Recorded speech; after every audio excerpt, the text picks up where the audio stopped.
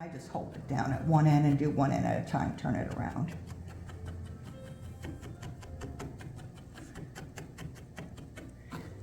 And then, like I said, I'd come back and I'd take a lot of these bumps out.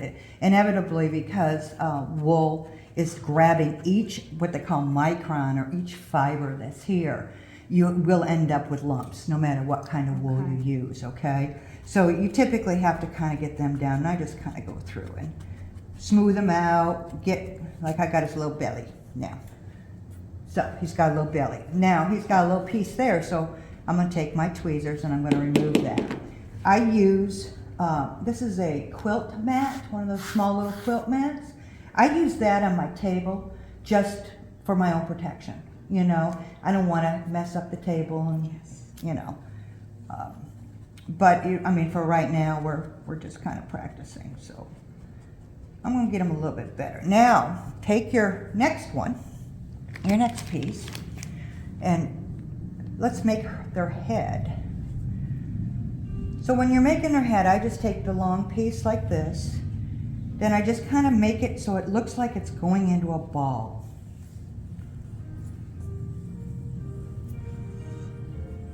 Is this one too large? Let's see what you got there. Yeah, a little bit. But you can pull it off at any time. So when you get to a point where you think you're at a stopping point or the size you feel comfortable with, I don't know, you might be okay. Yeah. Yeah. Especially if it squishes in. Now, because this is such a smaller piece, I'm not going to use the rule of thumb to use the large one to felt in, because it's just too much when you've got this small piece. So take your middle needle and start picking.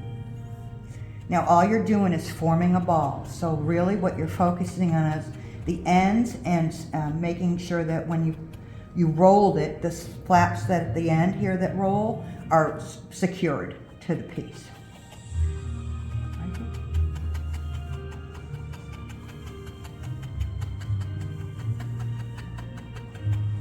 And I just kind of roll it around on till I get the round shape that I'm looking for.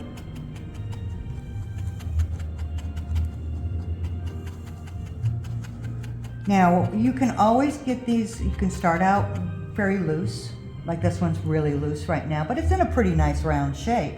I could attach that here and then keep felting from there and have a base to hold on to, which might be easier to start.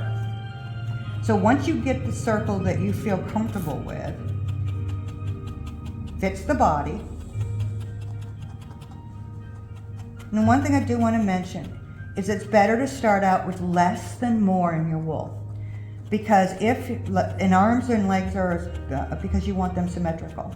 So with arms and legs, it's better to start out with less and build on it. If you start out with more, then you have to take it down to match another one, or vice versa. So it's always better to start less and then build on your bear.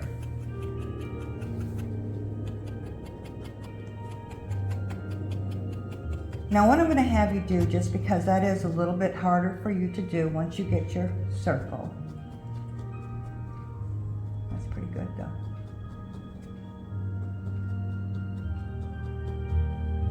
Can you feel it tightening up? I can, okay. Yes.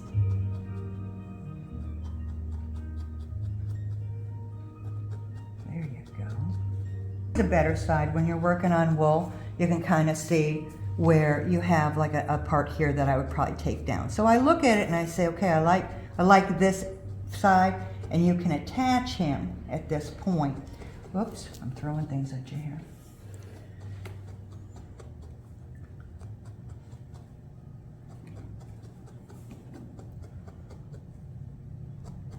Wait till you get your head done. These needles do wear down. They're like any kind of a sewing needle or anything else. You've got to kind of replace them or stick them in a bar of soap. They will start to wear down. That's why a little piece of excess that I have, because you never know when you're going to need it for something small, like his jacket. Right. Okay. So when you start this process, you want to try and keep up with as much stuff as you have. Because, like I said, you just never know when you're going to use it. I don't know, on occasion, had to use yellow, and I only have this tiny little bit of this yellow. but I'll probably use it for something, you know. You feel good about that one? It looks very good. It's good, I think. It It's got a is. little bit of a flat piece here, so I think that would work well. The end is your body is a little light, okay? Yeah, it's not as dense. It's not as dense as that one. So what you could do at this point is take just a tiny bit more, once you get it unrolled. There you go. There we go.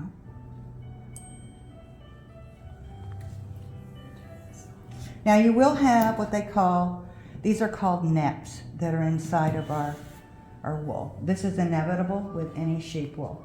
And all it is if I was to pull that out, it's probably 1/2 inch long. It's just a tangled fiber. So you're gonna find that in any wool that you get, okay? I just pick them out. It's not a big deal. It doesn't affect the wool in any way. It's a natural occurrence that happens when you wash them. Okay, so take your small piece, and you'll have wool all over the place when you're done here. And then just kind of run it around. So you're laying it out, and then you just run it around to keep your ball. And then take your middle needle, because at this point you've already built your core. You're just now basically refining it and adding to it.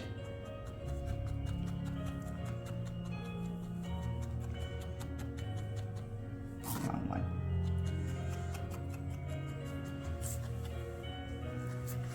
You're welcome to use any of these too if you want them. So don't start with the largest. Not at this point, because you built your core and you pretty much got a base to work from. So now all you want to do is tack the thinner wool to your base. Some of these little flakes just kind of fall out of here, some don't.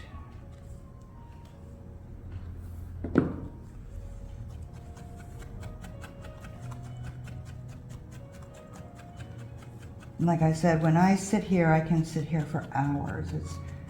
It's at first it's kind of frustrating, I suppose, because you're not seeing any shape yet. All you're seeing is a bunch of balls, and so you're kind of saying, well, I'm not seeing something. And a lot of people are more visual when it comes to these things.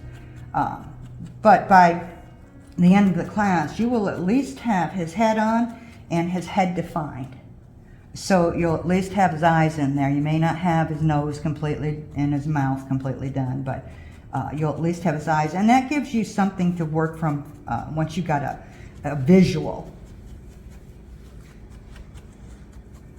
So now you see how much smoother it gets when you put that layer on the top. You don't get as many lumps at that point.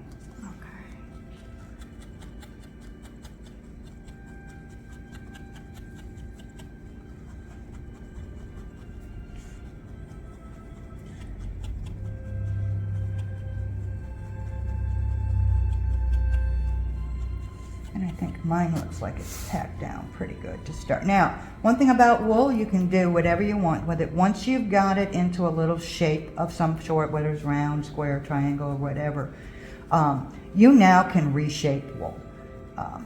As you're working through it, you'll notice you might have the head off cockeyed, or, you know. And it just happens because when you're looking at your piece and you start, you're saying, well, I like it this side and I like that side, and you hook them together, and then all of a sudden as you're working with the wool, it tightens up so much it moves it. So that is the forgivingness of wool, is that it does allow you to maneuver it even after you've felted it and where you've made it denser. I just keep working on his head here a little bit. I know he's lost his belly. Now you can add to that when we've got his arms on. That is probably the best time to add more, because you want a little round fat belly. So if you want a little round fat belly, once you get his arms on, then you know where you need to go out from. So like his arms may come to here and you want his little belly to be bigger, you can always add to it. So everything's a build on. So you got your core and your head. Now you want to make this little muzzle area here, okay? So take just a small piece, doesn't have to be very large. Take about that much. Okay, now just kind of make it so that it's like this and fold it. Let's see what you got going here. So we take it and we just kind of lay it out and we fold it in half. There you go. Perfect. Now when you get it on your tape, on your felting pad, roll it over once. Okay, yours is a bit thick. That'd be way too much for his nose. So half that, just take about, yeah, there you go. There you go. Now pull them out a little bit, there you go. And now put them over, there you go. See how easy it is to manipulate the wool, okay? So now we're gonna take it, we're gonna roll it like you just did, and we're gonna start felting it together.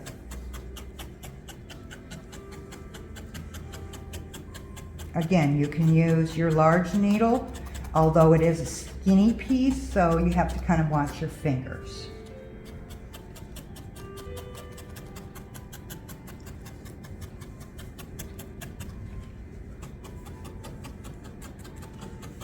Now you're doing around the entire piece, so you're going to start down your side, making sure that you get it into one piece, such as that.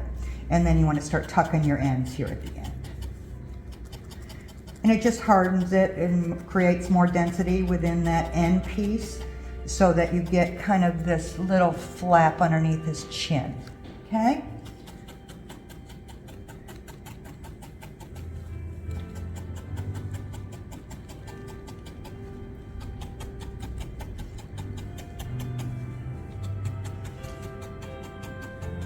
Do you have children? Yes. It's completely organic. So you can put it in your flower pots. So if you have a lot of excess stuff that you haven't dyed, you don't want your dyed wool in there. But anything that's a natural color, which is these two colors here, the white and the brown. Anything of a natural color, you can put it in your flower beds or flower pots. It absorbs water, so you don't have to water less. And it also works great in gardens to repel bugs. Natural wool repels bugs. Now, I thought that was amazing. But every year I have a lady in Eufaula. My husband used to work for her husband. And she wants all of my excess wool. Anything I don't use for, say, spinning or for felting. And she puts it in her flower pots. And she has some of the most gorgeous plants every year. So it's a very versatile product. That's one of the things I wrote a couple of books on how to process baby doll and then how to card it to get to a lot of these, like the little balls that I have here. And I've sold quite a few to just baby doll people because they just don't know what to do with it. It's a mess when they take it off the sheet. But it has such a rewarding effect once you get it through the process. And I guess I probably should have brought a piece of the natural looking wool. I think I would, if I do this again, I'd bring another piece of natural wool to show you how dirty and nasty it is. And sheep wool has an odor to it, so it really is permeating to just about everything. So once you get it washed, the sooner you get it washed, the better it is too, you know. And I also take, like right this year I have 5 fleeces that I have not completed yet. That, you know, is like I've had a couple of people say, well, do you sell the raw stuff, you know? Yes, I do. You know, you don't spend a lot for it. That's one good thing. But before people get involved in it, it's best to know the process. It's so time consuming, and some people just do not have the time, which is part of the reason why I opened my mill up, because I'm retired. So now I can sit there and spend 8 hours working on wool and not even flinch an eye that this is just not like a 9 to 5 for me, you know, except that I'm home. Yeah. How you doing? You tell me. Let's see. Oh, and it's nice, very nice. Move to a smaller Very or nice. keep going? No, keep going. Now, take your little wool, and what we want, this is part of the reason why we wash our hands, because we do handle it so much. You want to make it a little bit smaller but tighter, and that's how you do it with these. Now, you'll see the difference. And it's smoother, Feel it? Yes. Yes. So you got a little tighter now. It looks like it's supposed to be. And that's going to go like around here. So we might want to make his head a little bit bigger for me because I obviously got him a little too small. But this is why we do the pieces, so that we can kind of see where we need to build. Okay. Okay, so we've got his nose done now. We've got his body done, his nose done, Yeah, and his head nose done. is about the right size for mine. Is it? You're perfect then. So now let's take some more wool, and you got your, we only need little bits here because we're doing ears. Okay. In ears, just grab a piece. Vegetable matter out of there. And all I do is just kind of fold it till I get something that looks like this. Okay? And then I sit down here. And I hold the end. So you want to always have a tail. So you got to kind of know where you're going to make your roundness of the ears. Got it. And then you just want to keep poking around the edges only, just so that you can get a shape going.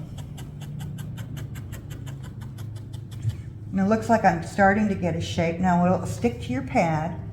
You flip it over and then you cinch it down on the back side.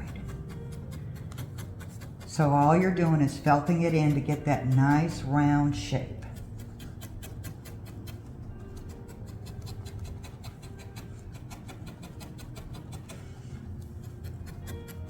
And because we got little bears, so we wanna just actually get our form started, and then we'll take it down as we need to.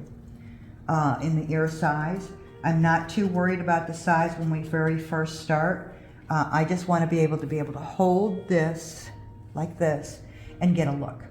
So like obviously if I put him right now, that's way too big an ear for a teddy bear. Yeah, I'm wondering if mine are way too big too. Yeah, and so you want to bring it down just a little bit. So maybe split it in half even. You could, or pull from the bottom. So on this piece here, you've got a big clump right there, just pull them out. One thing about wool, you can do a lot with it. There you go. A little bit better. So, Okay, so keep as it, he gets tighter, it's going to be about half that. have that. Okay. Mhm. And you can add to it. So even if you get it too thin right now, you can add to it and say, oh, that's just a little too thin for me. I want his ears to be a little bit thicker. So, but you have a starting point, and that's what we're trying to get here is our starting point for the ear shape. Then you hold your little tail and you just keep going around in a circle until you get the shape or the size that you're looking for. So obviously I want round because he's a teddy bear, he's not a bunny rabbit. So now when he sticks to the pad, turn him over, do the other side. You're going to see a difference between the two sides. That's really good. Do you think the ear is too big? Because you got to put two of them on there. It is a little big. Okay. I need to. So take your side that you think is too big and just go from the angle on the, and bring it in.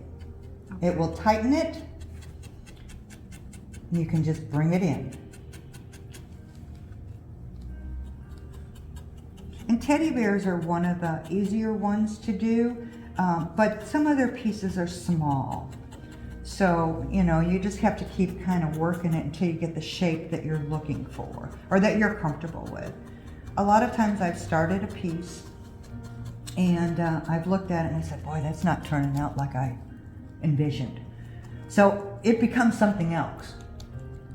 I mean, these are ones that are a little bit easier to do, but like I've done dogs that I find, and birds are two of the ones I find difficult to get exact.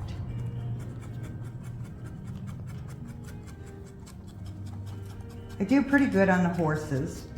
And of course, like I said, the duck is an easy one. In fact, a duck is one that you will probably have enough wool, and if you don't, I'll leave some wool with you to make if you wanted to, and some orange. There's only two colors in him, orange and white. Let's see what I think. I think that's good.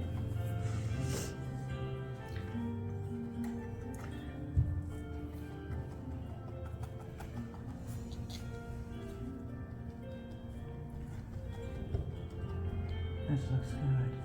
It's getting a little smaller. Do I move to the smaller needle or just keep going with the medium? You can go with the medium. Stay with the Okay. medium. Now, Just if you get a want to little do, more why don't we do that? Why don't we take your smaller needle and see what you're getting? Maybe you're going to get it a little tighter.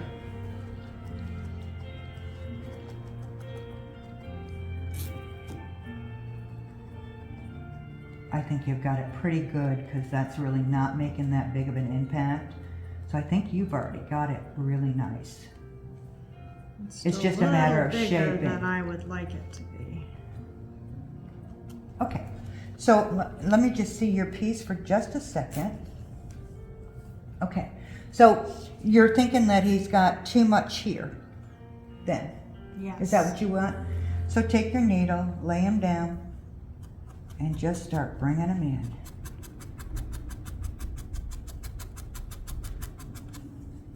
What size needle is that? That is the medium, the same one that you Okay. have.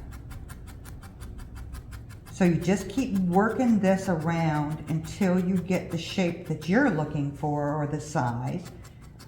The other thing is too, if you flip it over and you go like this, you can pull it in to make it smaller. It makes it a little thicker, but you can pull your wool in. There you go. So I'm gonna let you finish up there. But it does take, sometimes when you get something, this is where I was telling you before, if you get something too big, then it's harder to bring down. If you get something too small, it's easy to build. Okay.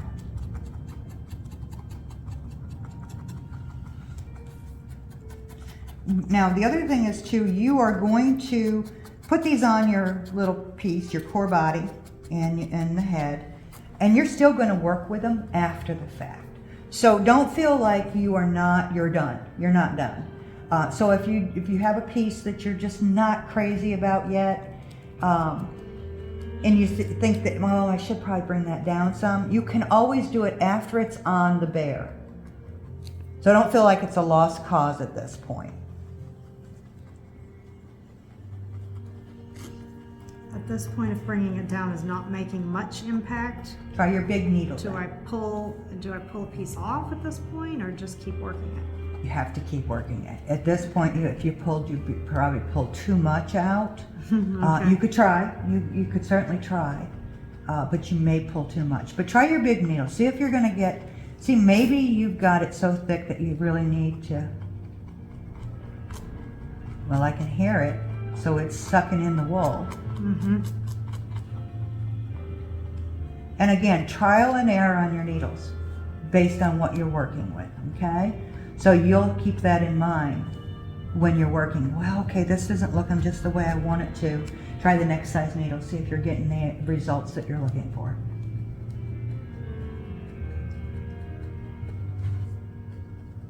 But you're doing pretty good.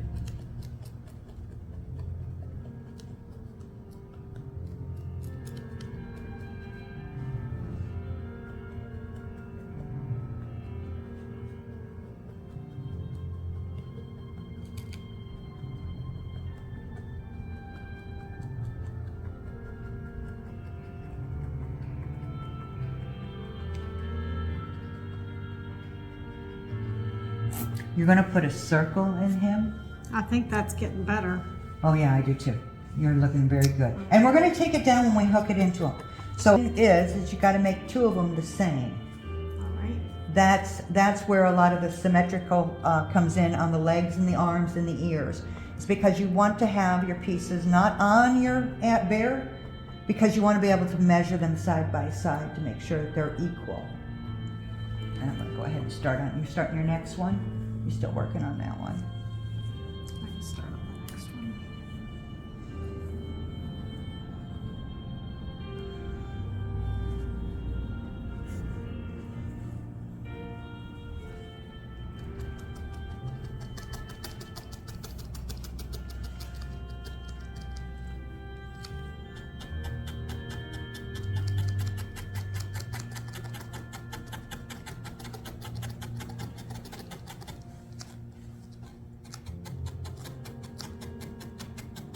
You'll get much faster as you get more comfortable with it.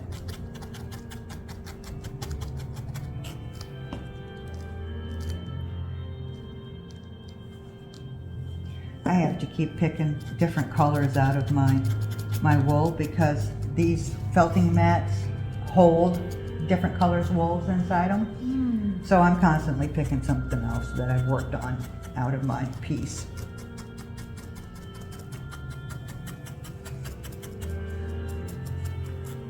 With this foam, my wool is not sticking like yours did. That's good. See, this is a felt. Yeah. Yeah, and yours is foam. Yes. And I started out with foam too. They wear out quicker than the felting, and so that's why, because I do so many pieces, that's why I ended up going with a felted mat instead of a foam mat, because I was buying them like crazy, because I would be wearing through them. And you will too.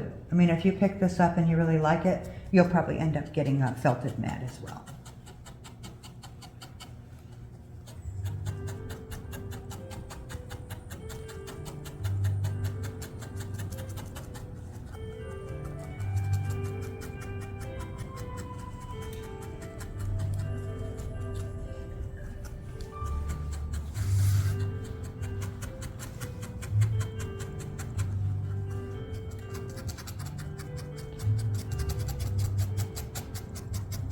I was in an antique shop and I had seen a great big wool teddy bear. It was black wool and it was curly, very wavy hair on it. And it was the most beautiful thing. And at the time I thought, well, they're selling this used bear for about $350. And I really just couldn't do that. But I've remembered it ever since then, and I've never seen anything like that. Any idea what kind of wool that might be?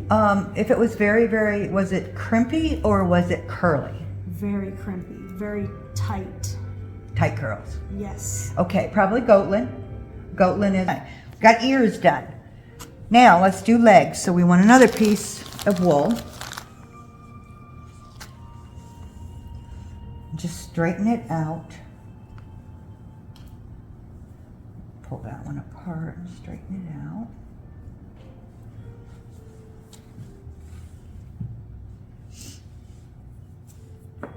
So too much. Yeah, let's see. Let's get a couple of those little balls out of there.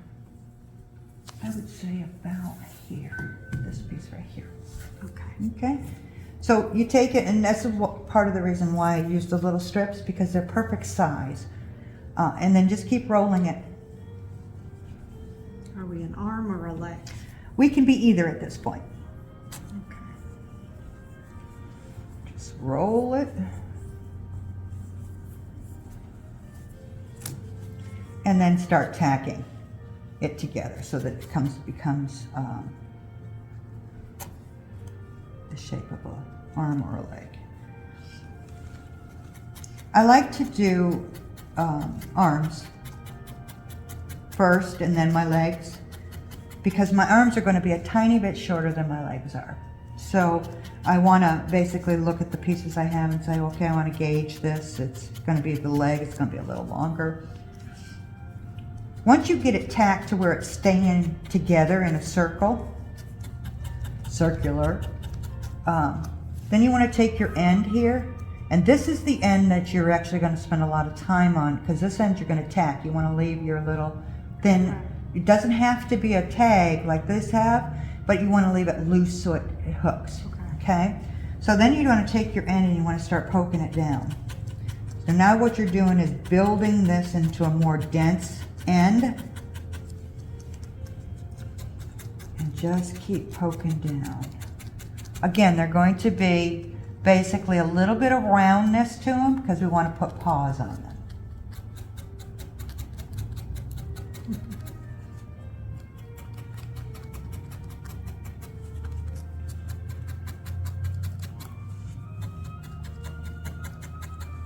So I just start working this end, and I can always build more if I need to. Working it so that I've got a nice piece here.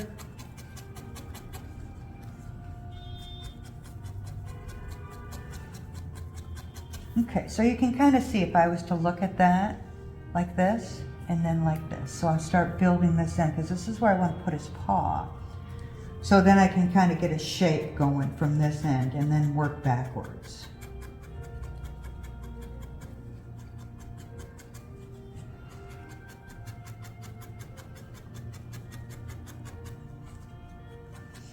If you get it too tight, it will not make, you can hear the little noise that the wool makes when you're starting to push it together. It kind of grabs each other, each of the microns. If you get it too tight, you don't hear that anymore, which is your first indicator that you might have a little too tight.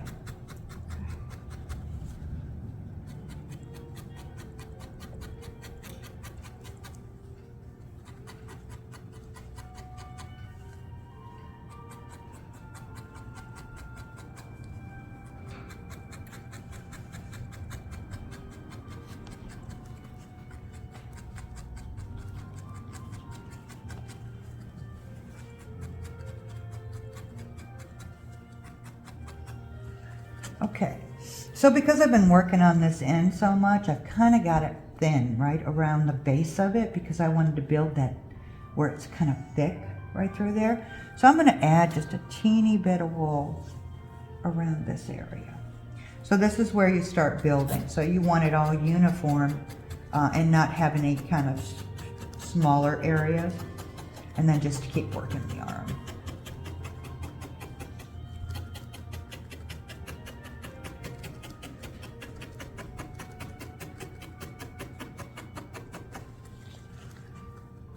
Can roll it on your pad, which makes it easier. I use my fingers and I just kind of roll it around so I can keep poking the whole way until I get to about midway of my mat. I bring them back.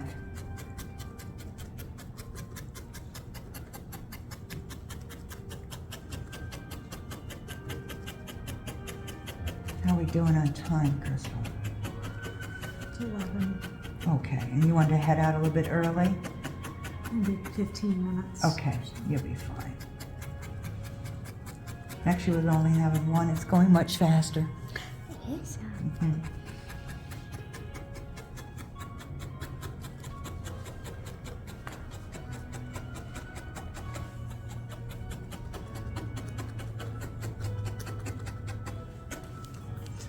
Again, when you're like we did the nose piece, when you get it to where you feel comfortable that that's the size you're looking for, you roll it. It tightens it again, all your fibers.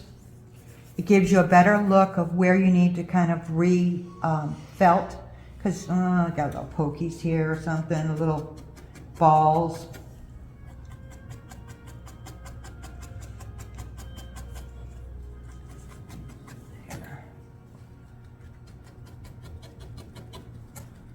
But I like the way this one is looking right now. There we go.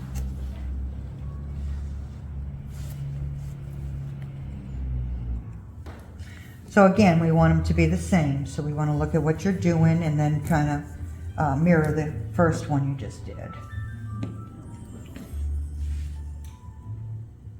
Too much.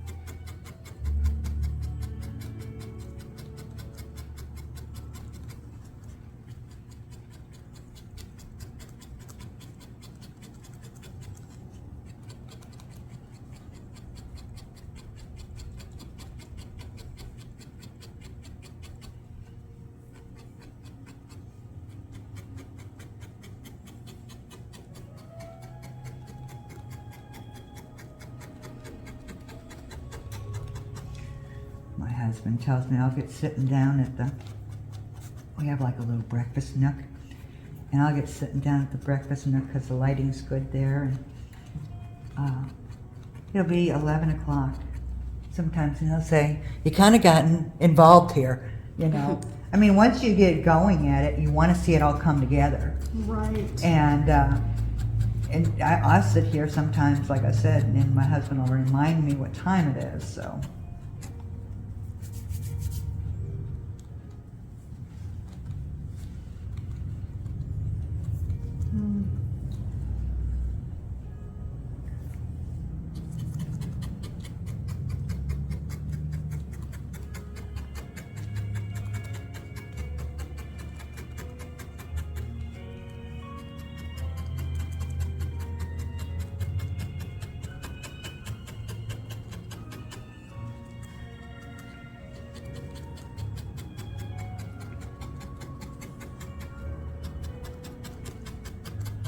I've had pieces. Perfect. Okay, now we gotta work on our legs. Same process, none of it changes. They're just a tiny bit longer.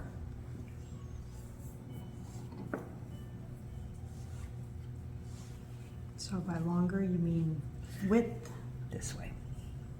Yeah, that would be probably perfect. Got a little bit of some rough ones there. And you can use these for other areas to tack in. But that's Well, I a could little roll bit. it to the inside. You could too. roll it to the inside. There you I go. wanted to. There you just- go. Okay. Because you are going to basically create these ends that are flat so you can put your paw prints on them, you're going to suck in a lot of that when you do that. Okay, this ended up being a lot thicker. Okay, Is so that pull okay? a little bit off. And then let's start and see if you need to add. So maybe I will do that. Well, Right there. And then if we need to add, we can always add more.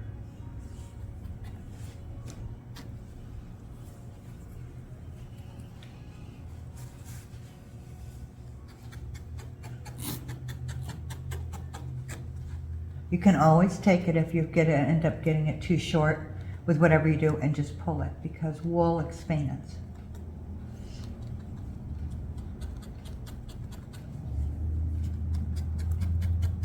And baby doll is known for its springy texture, so it's very easy to, to reshape. It's a little more difficult to spin it.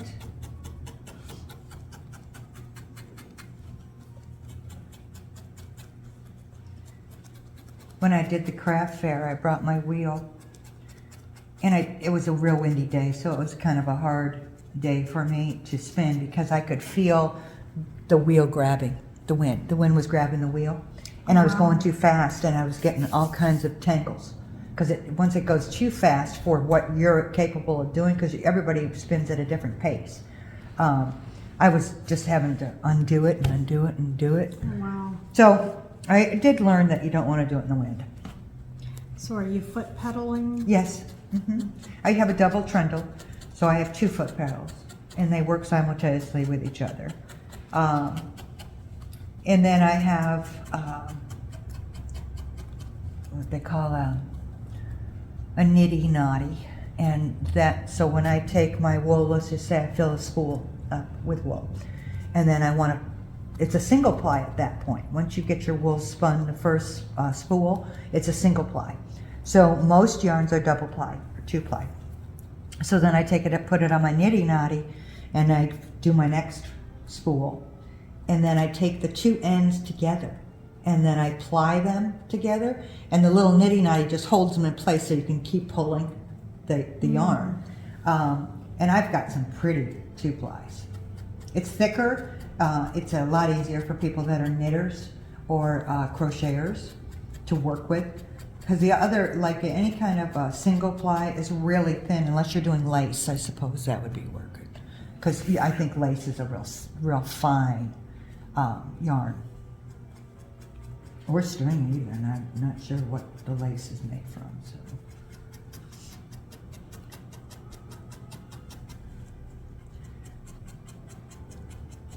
So I washed, I just mailed it off, I think it was Wednesday. About 2 pounds of wool. And that's a lot of wool. When you add up 2 pounds, Oh, that's yeah. considerable Heavy. amount of wool. Because it's so light, you know. But she's gonna spin it. She's a spinner. And so the lady that, I have a contract with the lady to process her wool. And then she sold the wool to somebody. And of course, I ended up sending her samples of the sheep's wool. And there's quite a difference. I mean, it's surprisingly enough, you have certain sheep that you favorite for their wool. And then some you just say, okay, that's garden wool. Because it's just not, it's too short, it's not enough loft or springiness to it. And it depends on the hormones of the sheep. A lot of ewes that basically have had children, or lambs, their wool production is decreased because they're now putting milk production. So you don't get near as quality fleece as you do as if you've got it in the fall or something. And we typically don't shear our sheep in the fall because it gets so cold here. Yes. It does. So we don't typically shear them. We shear them in the spring. And of course that is usually right after lambing season, or somewhere around lambing season. So a lot of the hormones have actually gone into baby production. So a lot of ewes, you're going to find your best wools are withers, or your rams, because your rams are only hormonal for a certain period of time, but your ewes will stay hormonal for some time until their babies are gone. So you kind of want to know what you're getting ahead of time. Am I getting a ewe? Did she have lambs? And so there's a whole process that for the quality of wool. You can buy it online and they never tell you any of that. So when my buyer, basically I provide her with a printout that tells them the quality of the wool I found, the difficulty of the wool. There are some wools that are very, very difficult to get the lanolin out. And then I also talk about the crimp and the carding process. So if they do a lot of these little balls, that indicates that there's hormonal going on, or their wool is extremely fine. So I noted, especially if I know the ewe had not had any lambs, I noted it as extremely fine wool. And it's probably okay for spinning, but you do have to remove a lot of the little, what they call neps, to get a better quality product out of your spin. So there's a lot that goes into it. It's not just a matter of washing it and letting it go. I mean, there's an evaluation process. She had one of her ewes. Actually, she had delivered, so I was surprised to see the quality of that wool. Absolutely gorgeous. I mean, I was writing to her when I was carding it and getting it ready to be made into a bat for her. I said, oh my gosh, if you want to sell this wool, I'm going to buy it because this is gorgeous. She says, oh no, I'm going to have a sweater made out of it. I said, oh man, you're going to love that sweater. So you do have your favorites, once you start getting through it, you start to figure out which ones you like the best. And the ram that I sold her a breeding pair. The ewe does not produce a good quality wool. Her wool is more garden wool. But the ram that she bought, absolutely gorgeous. I told her, if you decide to sell him, I want first dibs on him. Because every year he was my favorite, and I would take him. His wool was always committed to spinning wool. Now the other ones I'd kind of do the felting with. I don't use my highest quality wool for felting, as you don't need to. You're putting it all together anyways. You're making little balls. Is that? Might be a little bit big for his leg. You could take it down a little bit. How are you doing for density? Are you feeling?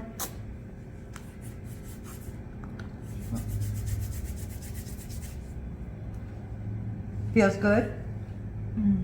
It looks good. Yeah. Are you saying it's a little long for the leg? Let's or see a little... here. I think you're not bad. I mean, this is obviously his leg, so it's going to be a little bit bigger. But it looks good as far as the evenness of the circles and stuff. Okay. because you get to see them all in the bear, so you want to try to make that as uniform as you possibly can. Okay, so let's do our, I lost my piece here. Let's do our other leg. Cute little scissors. It's the only ones my husband doesn't touch. Isn't that awful?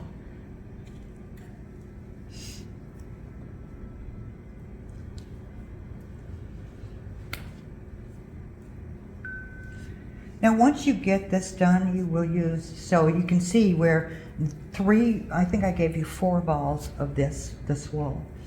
You can kind of see where you use almost all of it. Because each piece, and then you're going to have to hook them all together, so you're going to have to use the wool. So usually 4 balls is probably sufficient for any piece that you make. That's approximately 2.5, 3 inches tall. If you was to make one of those big teddy bears like you were talking about, you'd probably need a whole, maybe 2 pounds worth of wool. That would be a lot to have to, because it's a solid core. So that'd be a lot of wool. It was heavy. It was heavy? It felt like it was full of sawdust, or it was very, very heavy. Really? I wonder if they used like a bean bag inside and then felted the bean bag. Because it's like a burlap. It didn't feel like it had particulates in it. It was solid. Oh, it was solid. Okay. It might have been wool. I mean, that would be something. That'd be a lot of wool, but that would be really something. It almost felt like it weighed like a brick would weigh. Bricks. Oh, goodness. That was very thick. heavy.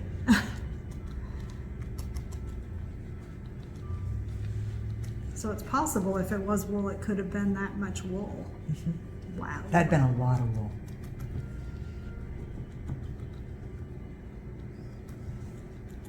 When you're talking 2 pounds, that's a couple little bags of sugar. That would be about the right weight for what I felt. Was it?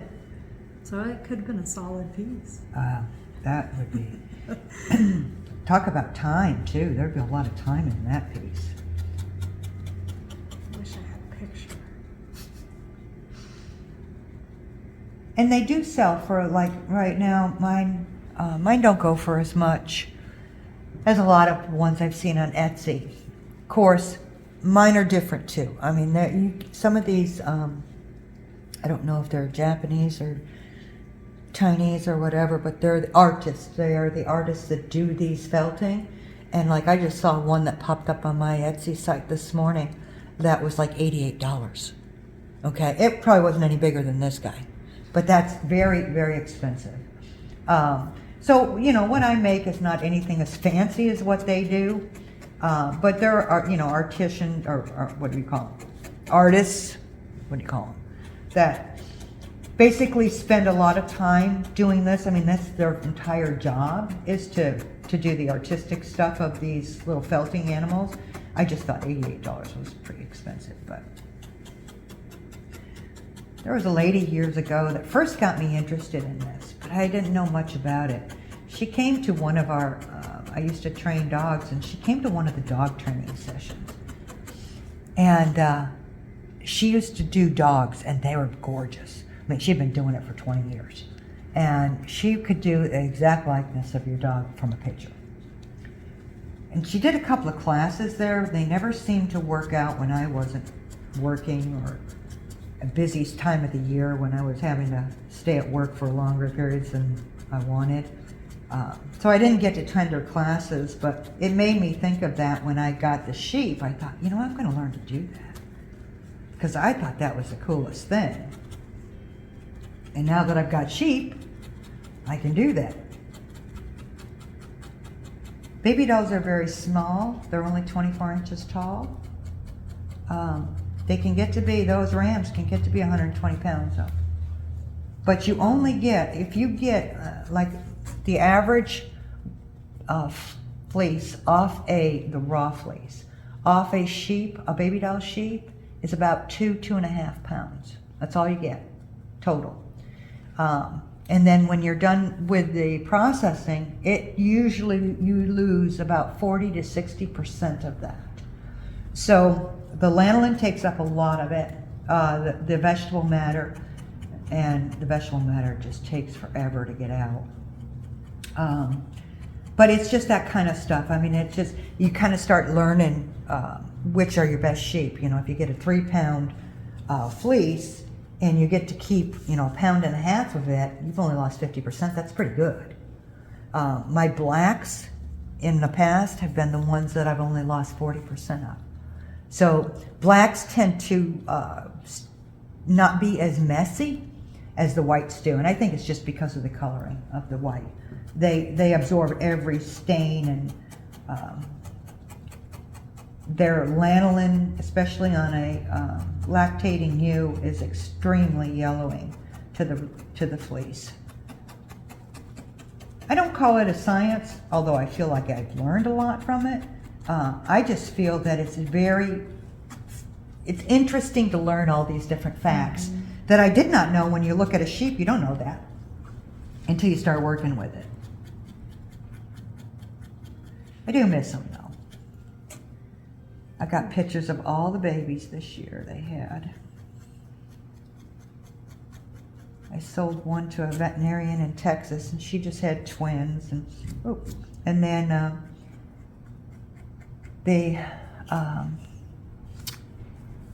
one I sold in Owasso had twins, and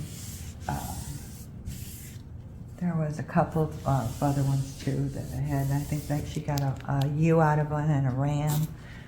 But I get to see all my baby pictures. Wow. That's fun.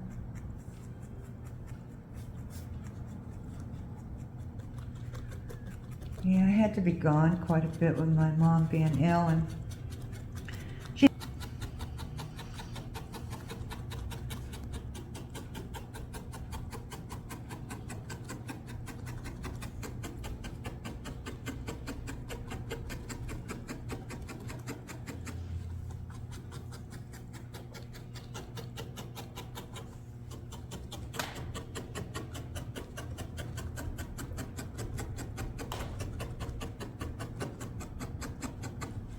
so what made you interested in felting?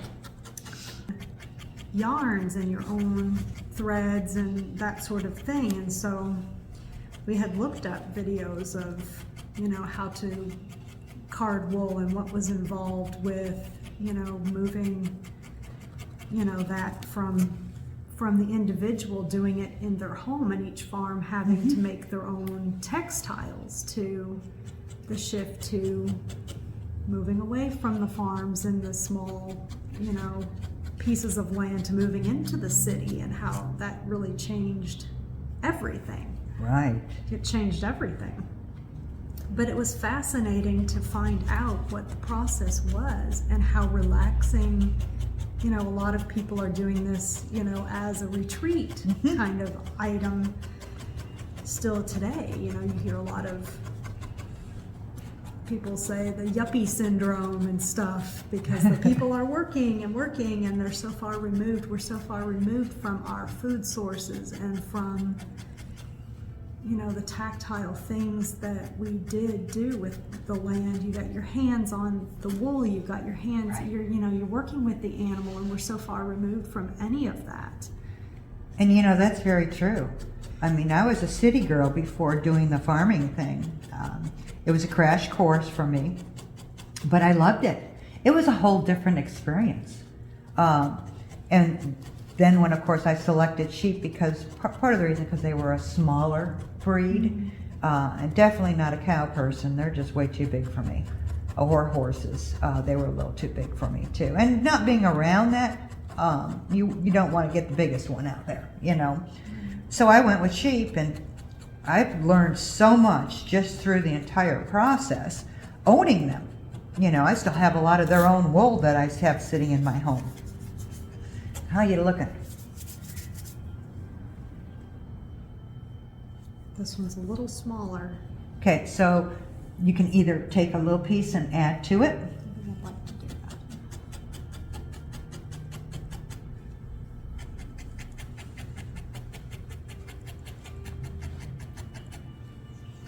So we're going to start by taking his head and putting him on his body. And then you'll always have some side, like you want him to be really fat. So find your fat side and then position your head right above that area so that you don't have to build too much in that area. Okay, take a small piece that you kind of thinned out. That would work. This is why we don't get rid of any of our scraps, because a lot of the scraps can be reused. That's perfect. Wrap him around and start needle felting him in.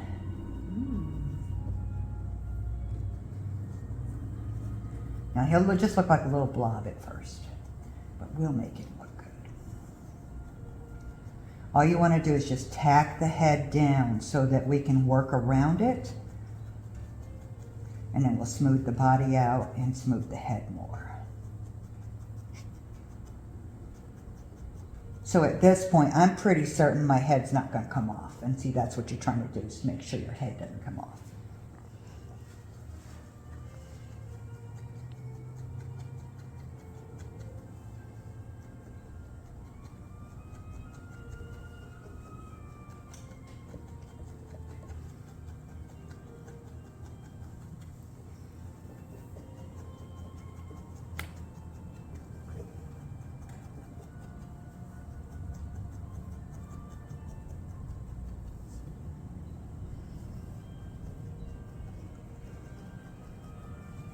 Actually, it makes it a lot easier at this point. Once we get the head on, it's a lot easier to hold on to the piece.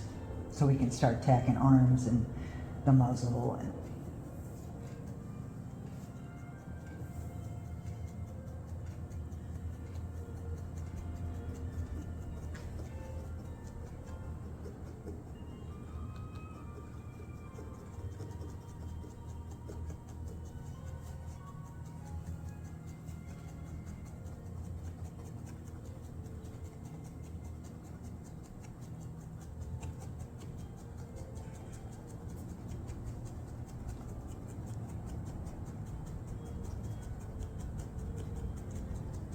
tacking in good. I think so. Okay, move his head just a little bit and let's see what you got. Oh, he's definitely in place. Yes.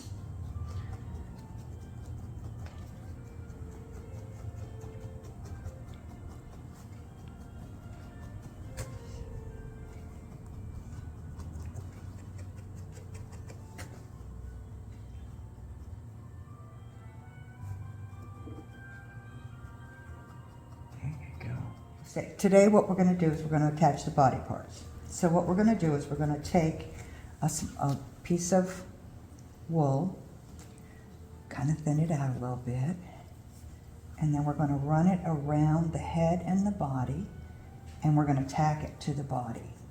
Now at this point, all we're trying to do is to hold the head in place, and then we'll define it once we get him to where he's in position. Okay, so this is what we're looking at. So you want a little bit smaller on your head. And what I would do, because you've got quite a bit of gap in between there, where you're between the body and the head, I would take and push his head down and then start going like this. Because what it does is it tucks in the two pieces so that you get them to be a little bit closer together. And you can do this during any of the body parts that we put in there. If you say, well, look, that kind of doesn't look like it's proportional, you can always hold it into place, and the wool will actually draw as you start to pick. His head's almost as big as his body. Okay, so let's just make his body a little bigger. Well, once I start squishing, it looks like that, but let's see.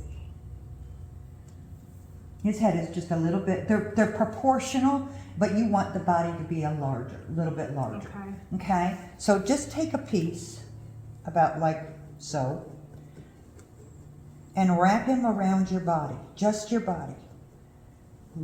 Put a small, thin layer up around the neckline, and then just run that piece completely around his little body to give him some more depth.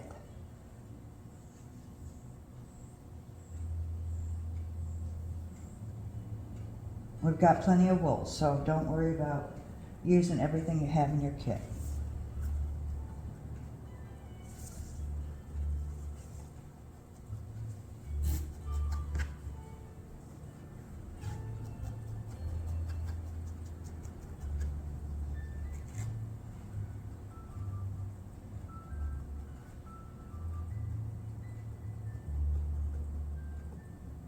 So when you do things like curls on the outside, you do them like this on the very last step. Yeah, your curls are usually your last.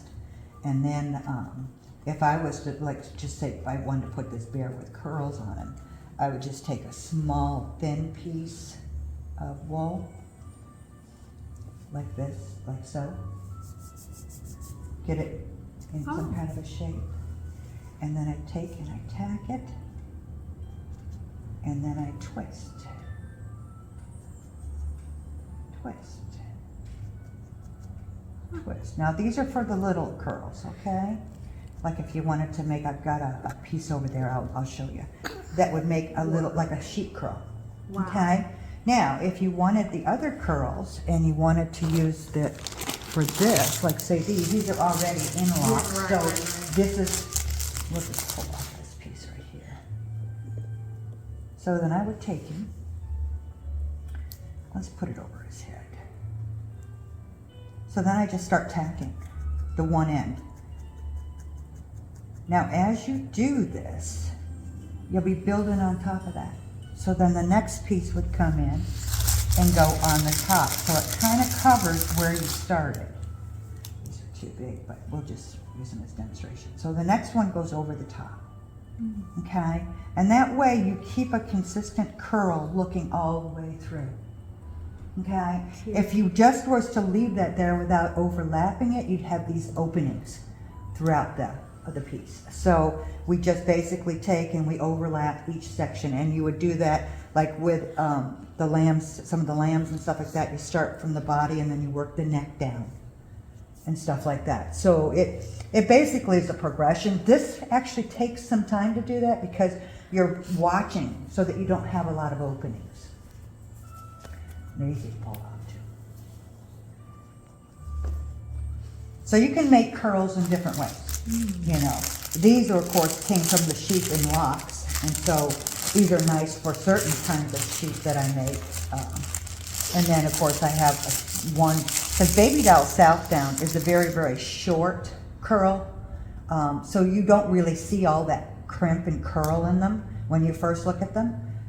Let me go grab this one for you to kind of give you an idea of what I'm talking about.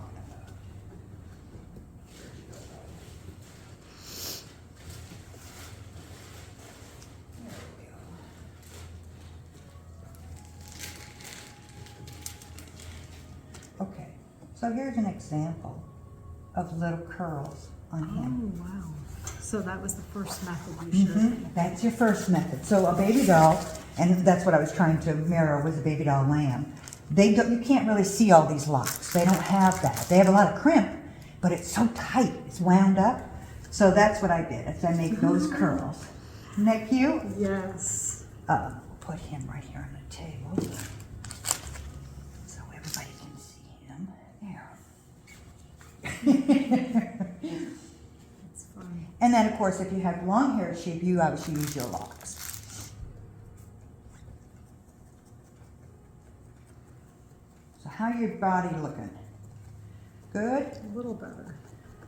And you can keep building. And you will actually build when you start putting arms and legs on, because we've got to attach them. So you'll be adding more wool at that time. So you don't want to get them too big yet, but you want them to be proportional.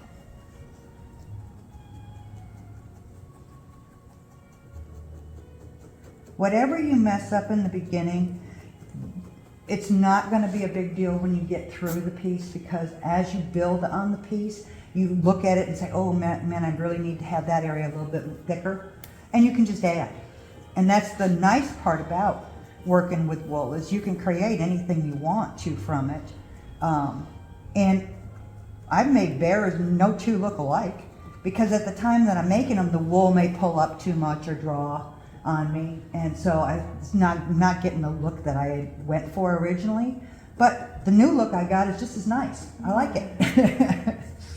So don't worry ever about messing up. You can't.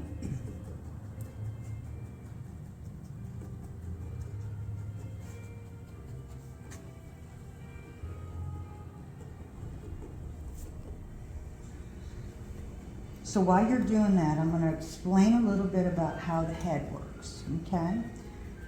When we get started on the head, before we put the muzzle on, we want to put our ears on. And that's what we're looking for when we do that, is a center point, okay?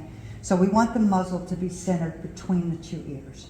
So wherever you set your ears, and hopefully they're, you know, even, then we want to start our muzzle in the center of that. And then the eyes come next, because once the muzzle's on, then you've got something to form to, and your eyes now will center up over the muzzle, okay? So that's our next step is ears.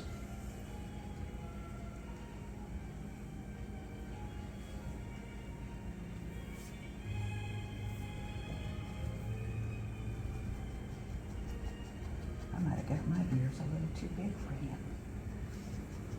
Just tack them in. All you gotta do. Backside. Just tack them in on the back side. And then we'll shape them and get them all lined up, but we just want to get them in place so that we can see how they line up on the center of the head.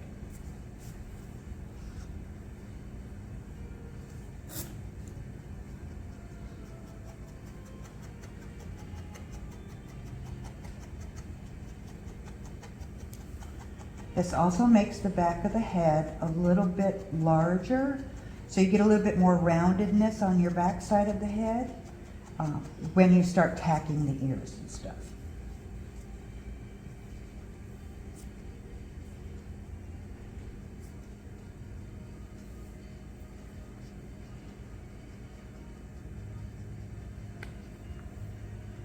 You got a tack in there? Perfect. Okay. So now what we want to do is look from the back side of his head, and we want to make sure that we've got him pretty level back there. Okay, this one's a little too tall. I want to bring him down. Now the way to bring him down is just to push him back in, like this with your needle. And that shortens your ear. And you can use your mat too, because it gives you a good place to hold too. I think I use the corners of my mat more than I use the centerpiece.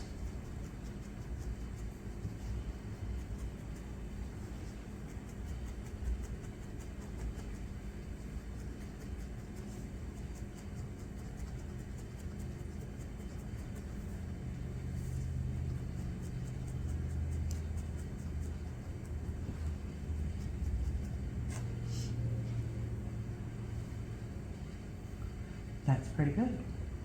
That's pretty good. Okay, so now, see, your head is much larger than mine. So mine, when I'm looking at him, his ears are too big for that little head. So I'm going to add to his face at this point. So at this point, what you're going to do is you're just going to cover these ridges on each side.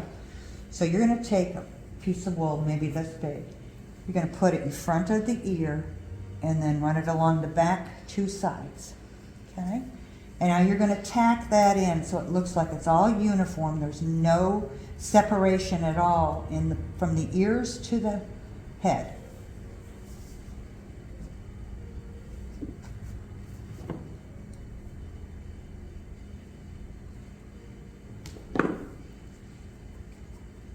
And while you're tacking that for both of them and then rounding them out a little bit.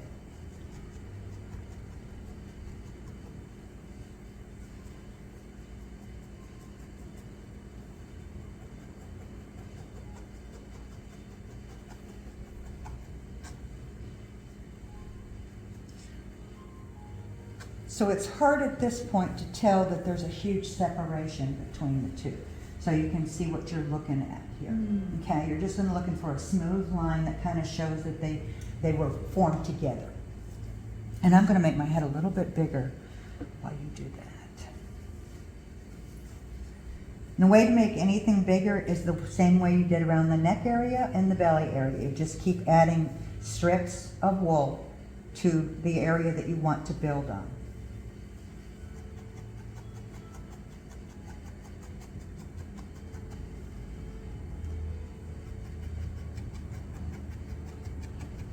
This is helping me with my ears because I'm covering them.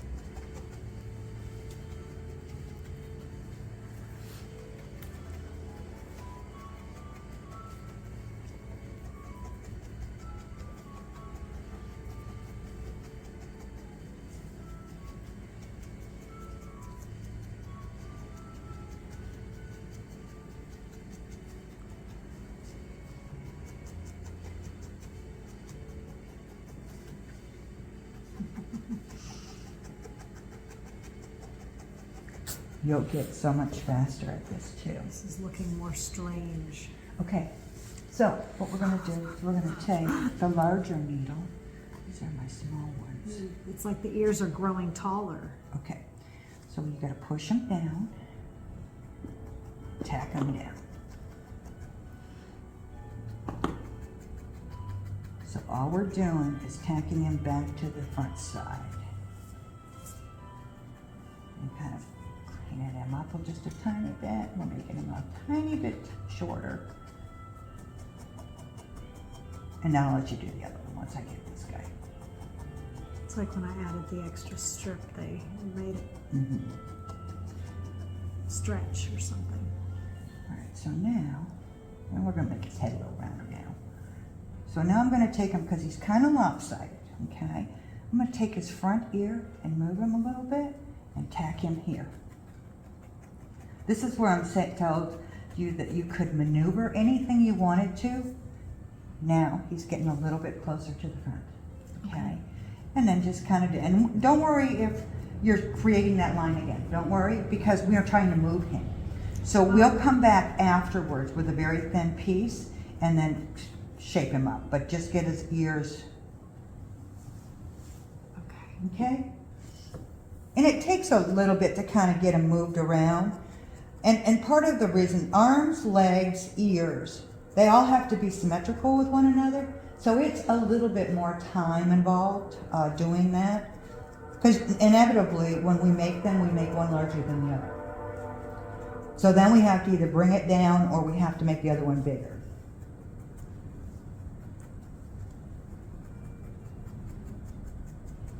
This end of it. So on him, you would do the same. So you're going to take him and just really pound in on that edge of it. Brings him in. It also cleans up that center line between the ears. Let's see, we've got a little bit here. And bring his nose down just a tiny bit. He might have just a tiny bit too much there. Okay, so I think he looks very good. Let's take a very thin piece and go all the way over like I just did with this little guy. So I'm gonna take this thin piece for you. So when you do it, take it over like this, right around the back side. It's a little tail hanging here, but you can tack him in. And then just lightly tack him in all the way around so everything looks very uniform.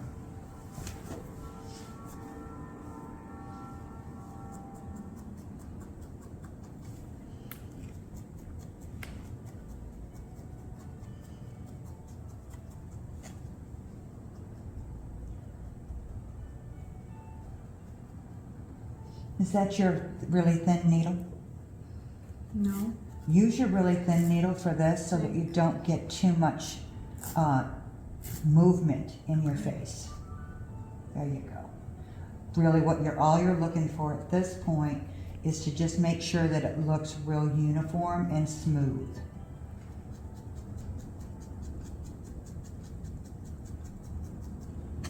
And you'll play with them too once you get them. Which is going to bring them forward. So anytime you poke inside the ear like this, it automatically draws the wool forward. So then just take and go like this, right down the center, just to make a nice little circle.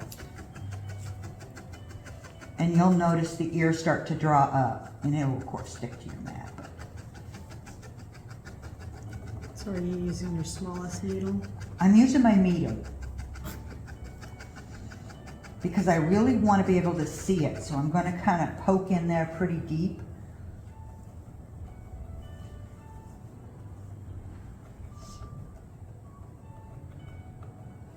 At this point, if you wanted to give him pink ears, the insides of his ears, you could do it at that time that you start to do the indent, and that way everything kind of stays together. But we're not going to give him pink ears today.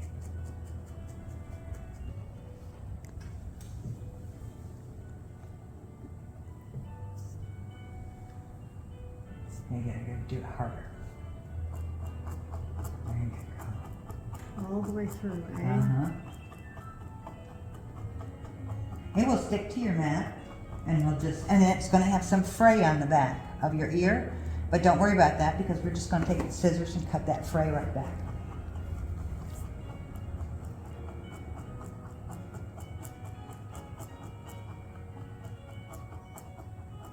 Is it better now that you're getting deeper? Yes.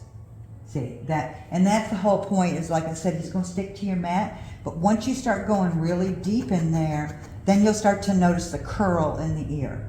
Until then, it just kind of stands there with an indent. But with the deeper you go, the more that it pulls forward.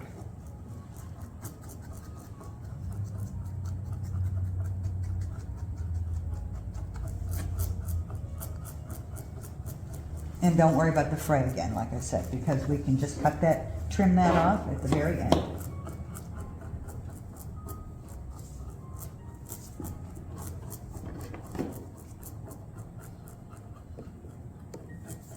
See now, did you notice how the ears pulled in? I mean, now I'm looking at your bear and he's looking more and more like this bear. His ears aren't stick back, they're coming forward. So I really like that. Okay, now we'll clean him up, but like this is what I'm talking about is fray. Okay. So I would just come in here. Doesn't even look like he had any fray at all. Okay. As opposed to trying to poke them back in and go the opposite direction of what you just did, because now you got to redo it again. Okay. So it's just much easier to just cut the little fray off. All right, let's take our muzzles. Okay. Now, we may have made them a little bit big, but I'm going to work with this. So make him a circle on his face. So right around the front area, up until his neck. So you want it to go to his neck. I did make him a little too big. I'm gonna see if I can. How's yours? Yours wasn't too big. It's perfect. Okay. So now that you have him in a circle, I'll work with this. You want to start tacking. So tack around. Just make a really quick something just to hold it in place. All right, what size needle are you using? Medium. I use the medium 99% of the time. Like when you're trying to get the definition around the face area, or you're trying to smooth, you want to use your small one. And when you're really trying to make some definition like we did with the ears, you use your big, thick, heavy, large one. So all we're trying to do is to tack it into place. I'm going to have to bring this one down. I'm making it too big. And you're doing it all over or just at the bottom? All over. All right, so take them from the side and start going like this. All the way in a circle. So what you're trying to do is to get them to hold in position. And we'll worry about with the front. We'll take it down when we get to that point.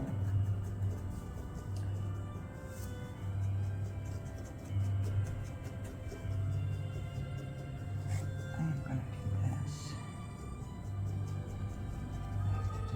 I have to take it down that way.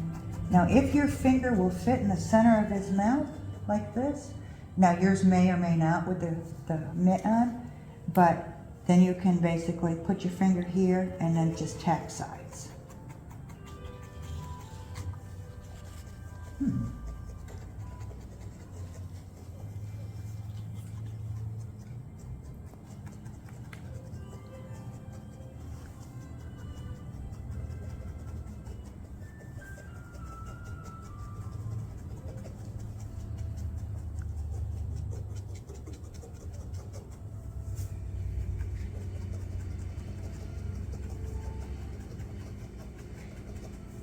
She's starting to look nice and round? Yes. Good. So just work all the way around it. When you get to the center part here, what you want to do, we're going to actually cover this, but you want to kind of draw it in so it stays kind of tight, but not real tight.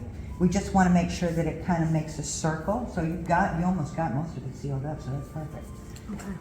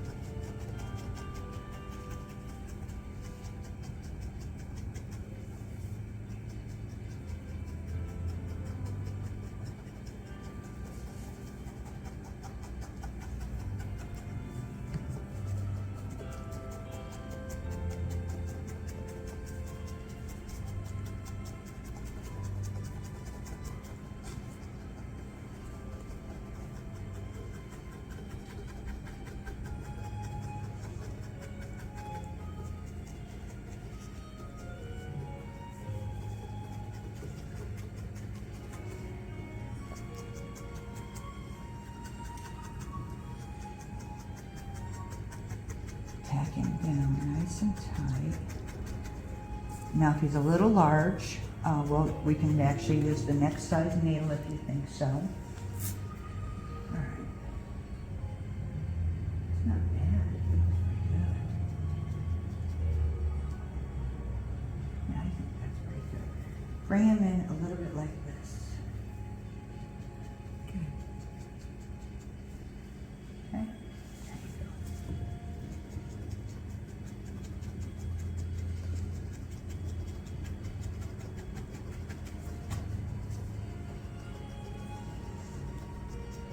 I have to take mine down a little bit more because I got them too big when I did mine.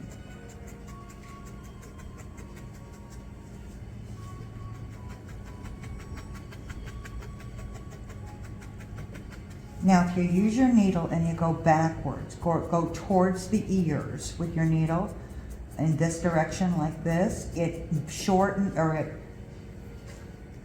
it brings the depth down on the nose so it doesn't stand and protrude out. It gives it more of a smoothness, like you're gradating into his muzzle. That's pretty good. Now he's a little off center. Yeah. See? Okay, so what we're going to do is we're just going to move him just a tiny bit, and then we're going to tag.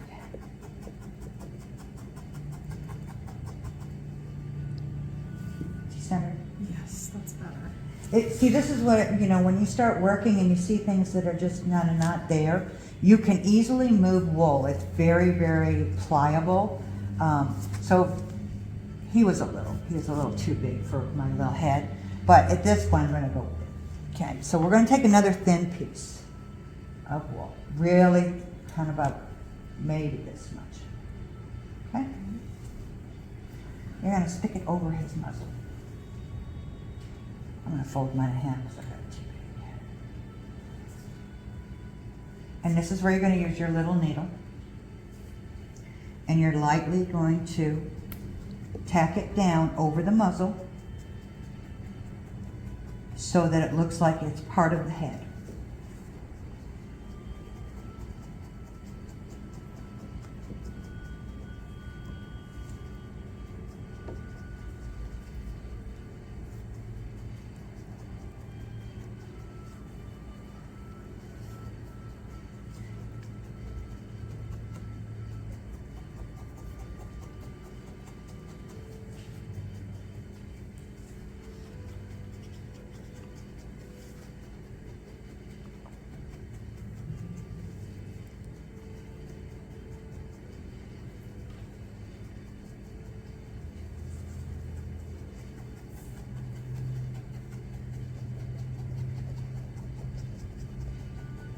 And so when you're tacking everything. So you're going all over the complete muzzle with this thin layer of wool so that it makes it look like it's all one piece.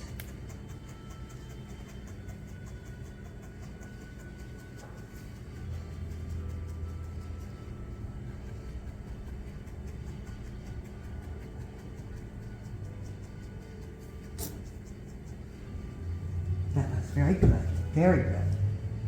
Very nice. Okay, so I'm almost done here too. Okay, probably got too much on there.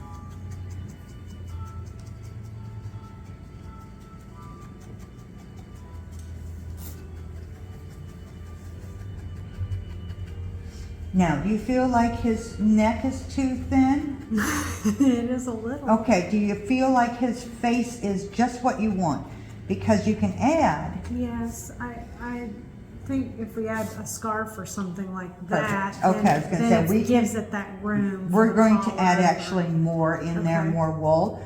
But I just want to make sure we don't need to add any more to your face at this point, because once we start adding to the body, then it's going to be really hard to come back in and change Okay, your face. I'm happy with the face. Perfect.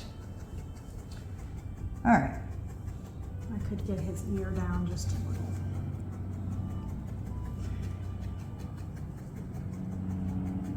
Okay, now let's take out a small piece of your black.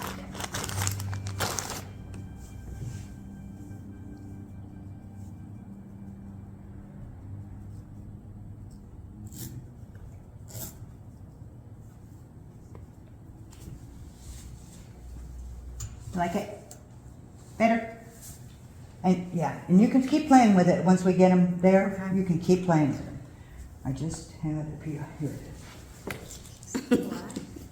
I had a piece of black wool. Now I don't know what I did with it. Probably in my coat that I just took off. So what you want to do is take just a small piece. Like that. Then you want to rub it between your hands and get it nice and tight. So this, yeah, there you go. Pull you. How long is this piece? It's the nose, so it can be as long as it needs to be.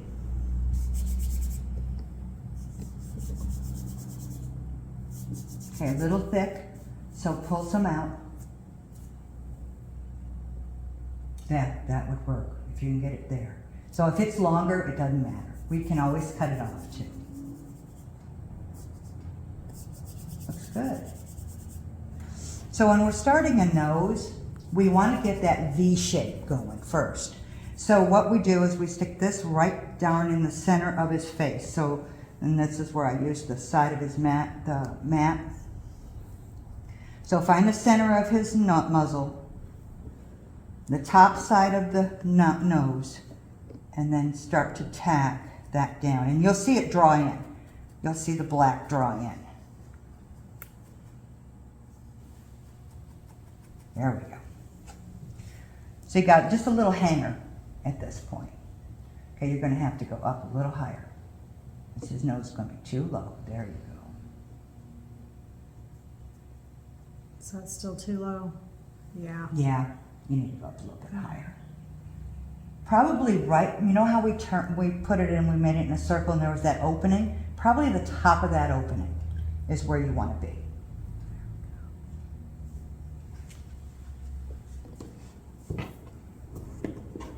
Is he tucked in? He sure is. Okay, so then what we do is we take the stringy piece and we run it off to the left of the muzzle and we tack down just that small piece there. And then we take it and we run it across the top and we tack that in.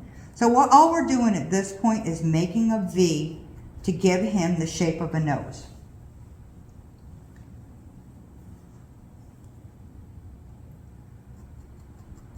Actually, I think it's more of a triangle, really.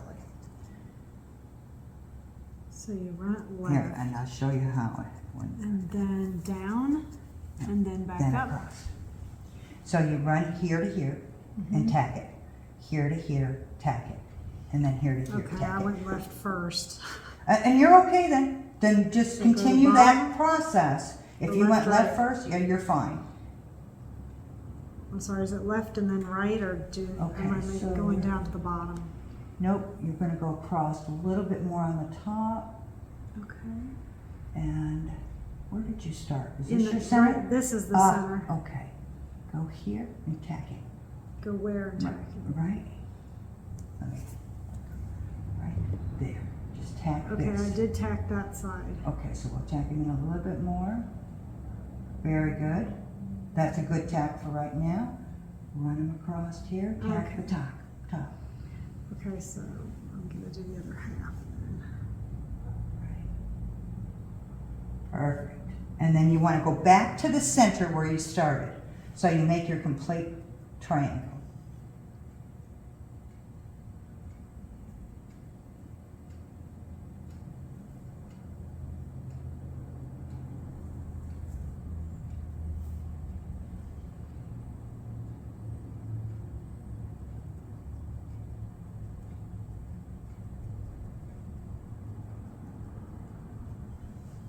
There you go. Now, whatever's left over here is where I just take and I kind of roll it back up into it, and I just start tacking in the center area so that I get the full dark black center of his nose. So just start tacking it down. Okay, I did not make a triangle. I just made a line from left, right, left, right. Probably pretty easy to make these pieces, you know, once you get going. Mm-hmm. But it's this kind of detail here that will take you more time. Like that. Get in there pretty good.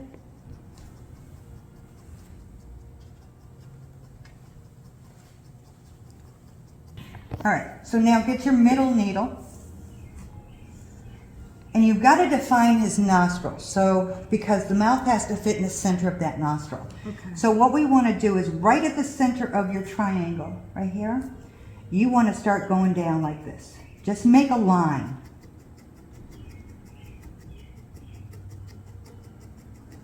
Doesn't have to be very big, just has to be defined so that it shows that he's got a little bit of a muzzle going on. See now see now he looks like he's got jowls, okay? So, I'm gonna take this actually and close this up right here. This is where you're gonna make his mouth, is right in there, okay? So right at the end of that right there, you're gonna just kind of dig a hole. Doesn't have to be very big, just enough so we can get some pink in there. Okay, so if we don't want the pink in there, just the little lines, then Then you would do the same thing that we did on the nose. I'll put little lines on my guy so you can kind of see. So we got a really thin piece because the lips are only, you don't want them really thick, you just want them very small lines to just show the muzzle area. So at this point, I'm going to take this, if you want muzzle and you want definition, you take your really thin piece like you did with the nose, run it through the center, like you had here, okay? Then take and wrap him around here like this, and then tack him down. And then I run him back.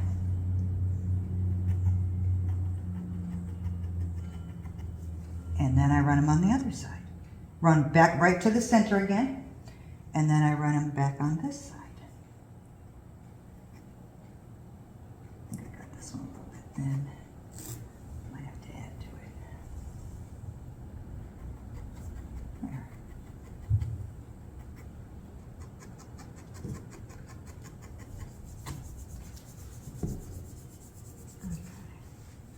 So it doesn't, I mean, it's really just a really thin piece of wool that you're using just to define what the muzzle is and where his mouth is going to be. Oh, he's starting to look cute, isn't he? It's funny how now they're starting to take shape. So now you're starting to see something. So you want to give him a little bit of a line too. And we're still going to give him a pink tongue.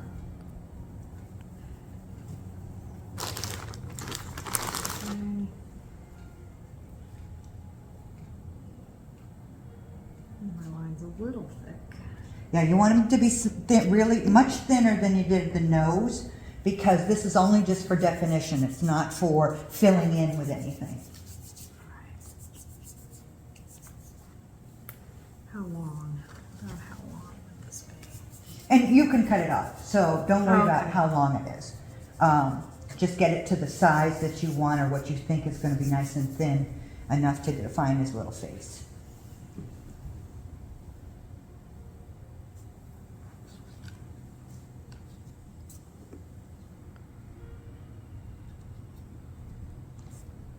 So what it's got to look like, it's got to look like one section coming from his nose all the way around his little muzzle. So it's got to look like it's almost one piece. There you go. I can see him tucking in. So do I use my small needle now? You This is could, my medium. you could. I continue with the medium, but you can certainly use the small, especially for this smaller definition in the little bear's face. It might be easier for you at that point.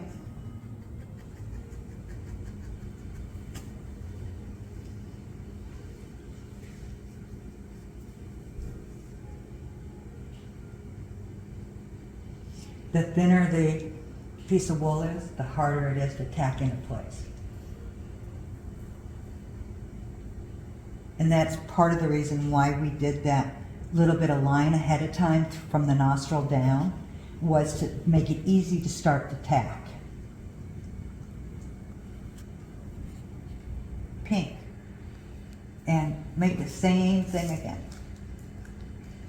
Really thin little piece. But it doesn't matter, again, how long it is. I'm not sure when I'm having a tongue. Let's see.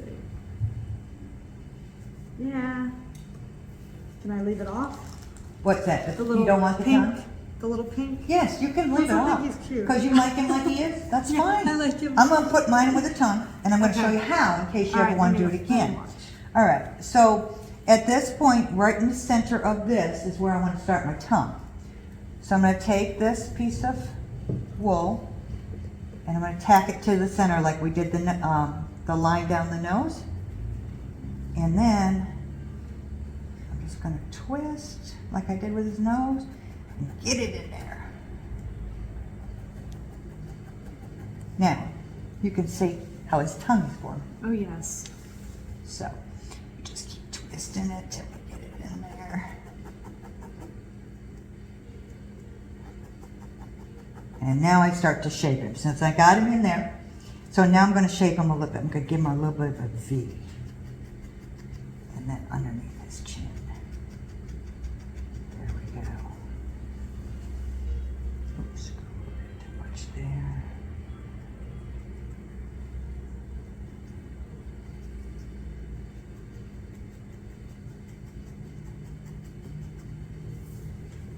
Cute.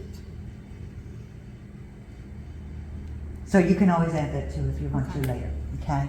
So show him there. All right, now eyes.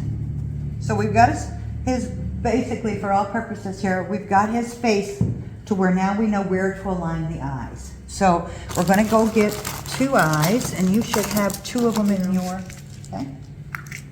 Here. I think your 2 are, it's hard to tell sometimes with these if they're the right size. Sometimes they're a little bit larger or a little bit smaller, but look at yours to be sure that you've got 2 that look the same. Yeah, I think they're pretty close. Okay, so you're going to take him down on here, and you're going to put, see where this ear comes on this end of the ear?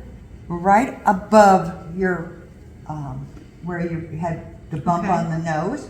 So from this corner of the ear to about here, you're going to make a hole, and it's going to go down through his head. What size needle? And I'm using the medium.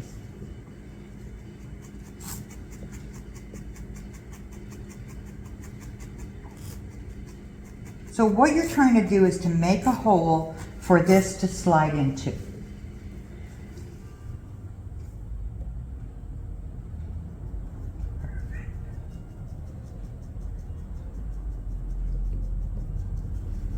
And same on the other side? So then you just look over at the other side too. And again, you want your ears to kind of be your focal point to where your eye is going to come to. So, and then just line it up to the hole on the other side of his head. Okay.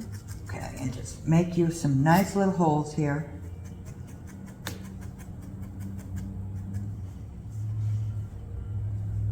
Yours is very even. Okay. Okay. So now I take your large needle and make them so that they're a little bit wider. So kind of move them around in a circle. Okay. And then These are cool. take and just stick them in there. And a lot of times you're going to have to push him a little bit, get him to stay in there.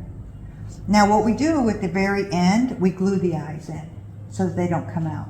But while we're working the piece, we're going to be moving the head around a little bit because we've got the arms and the body and stuff. Well, that is adorable. See? See what I'm telling you? When you get to that point, they start to take on definition. Now, at this point, you can kind of see where his eyes is, his nose, and everything. Everything lines up. So you got the ears in the right place, the nose. And now, at this point, like right now, I can tell you, I have this ear bigger than that ear. Yeah. So I would take this down just a little bit, kind of take it and round it a little bit.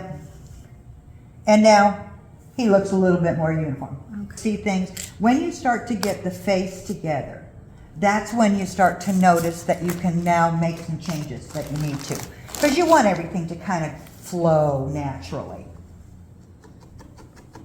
I'm going to make his ears because when I did that, I kind of took his centerpiece out. Okay. Then we got arms. We're almost done. All right. These are the quicker Arms. pieces.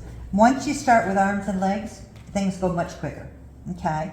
So you take your little arm, and we can add like paw prints if we want to or whatever. You can add pink, or you can, like I have a couple of them that just have solid centers pinks. So because I put it in the ears and I put on the paws and the feet. Okay. So you can do that. You can actually, we don't have enough room here to actually do a full paw print because they'd be so tiny. So we can just do like a little dark center or a little. Put a little bit black centers in each of your arms and your legs. And again, the same principle. Take a piece of wool. Is that too small? Nope. And just start tacking, and then like I said, you can shape it once you get it in there.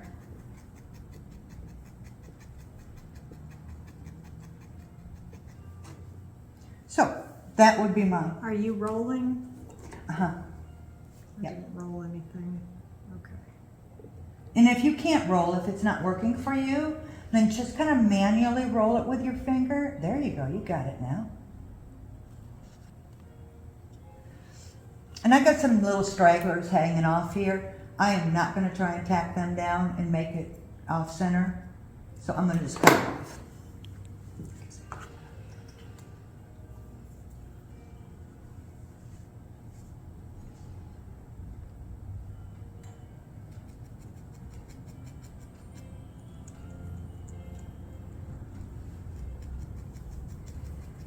The more you poke in, the more it draws in too. So if you think you've got it a little too big, you can poke even harder and it will draw in more.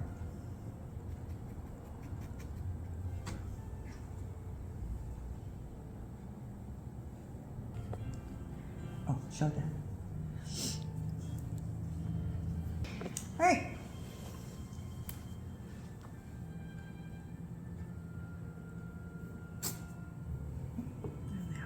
Set them to whereabouts you want the front to come, because you don't want them to be all arms here. So you want to kind of level it off to where I think he looks about like this.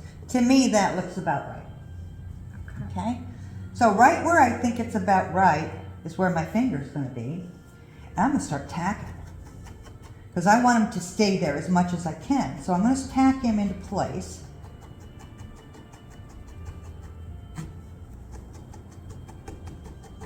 And I'm going to use my large needle because it does better at the tacking part of it. I know you have to look at yours. As you got better, you can buy those kind in bulk. These you kind of buy in a little case. So for the class, I bought the bulk ones because I just didn't know how many people, were going to show up. So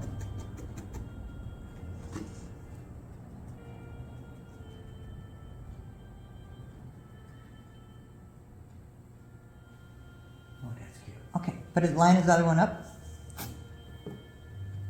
Same area. You want him to be uniform, so symmetrical when you're looking at him. Tack him in place. This is where we're going to build your neck and your body at this point.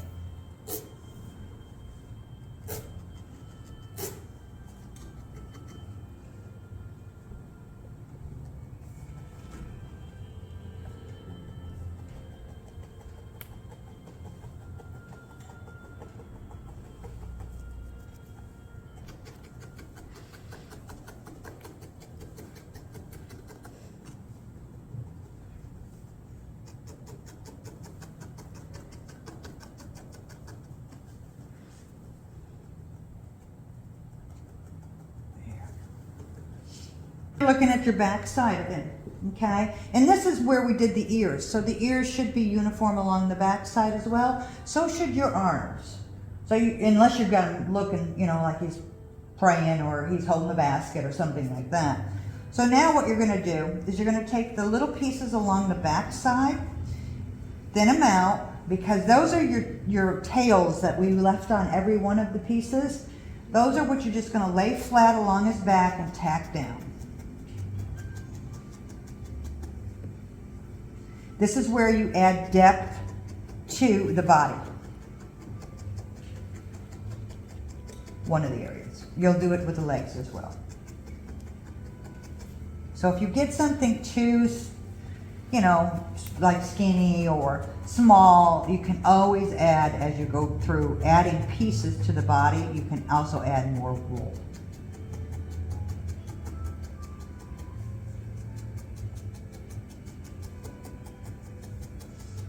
Okay, so when I look at him, I look at this little guy, he's got a little bit of a hump here. I could bring that down, but he's looking pretty uniform on his backside. Okay?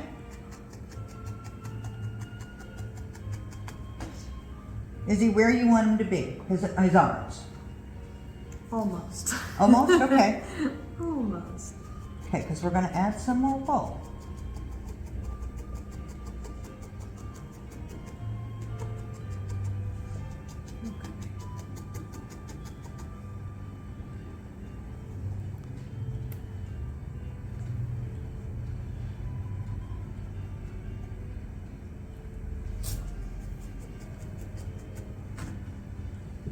He's very level. He's very symmetrical. Very nice. Okay. Once you take where the front of the, and just, because he's kind of flopping in the breeze here, okay? So what we want to do is we want to make sure that he's tacked down to the side of his body. So we're just going to give him a little bit of a tuck and a little bit of a tuck on this one. And that just helps us to keep him in shape so that when we add to the body, we're not going to mess up his arms.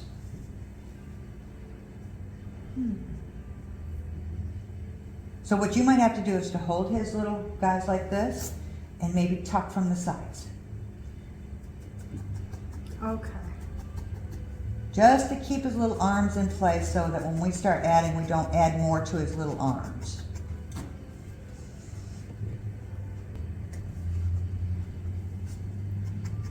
We want him to look like he's got a little bit of a neck, you know?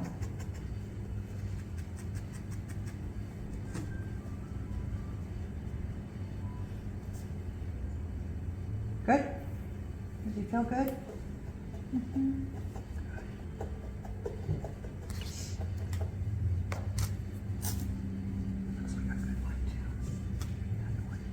All right, we're going to add to his body. Because you've got a little bit, you've got kind of a flat thing going, and we want to bring up his neck. So take you, and you can use this piece here. We'll stretch it out a little bit.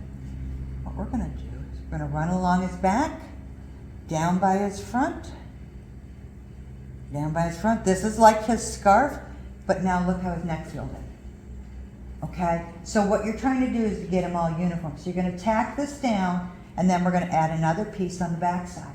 Okay. So what you've done now is you see how you've drawn his neck in? So now he looks like he's all one little piece. Okay. Okay? There you go. That's for you. Okay. So Did you want to take it off and start over, or? You said you No, are. did you get that on camera? Okay. I made mine a little porker, so I'm not gonna add any more to his neck. Which is starting to look cute now.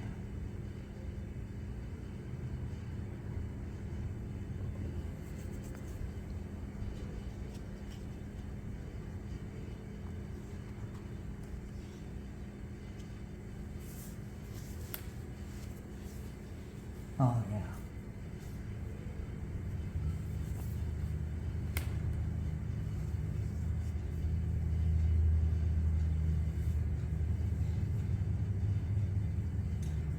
And then run down his chest a little bit. Yeah, there you go.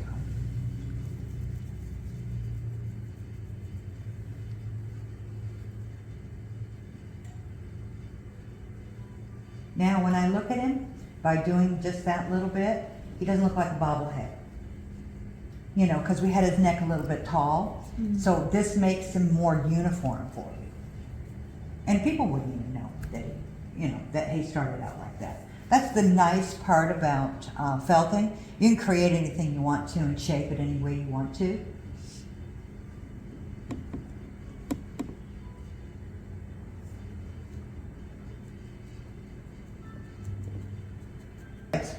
Same thing with the little ends on his feet. You want to put your little black things on there. Pads, we'll call them. And I use my medium needle for this one as well. But you use what you're comfortable with. And I've had some people I've seen online that like the 40, and each of these needles has a number that goes to it. You know, large, medium, and small.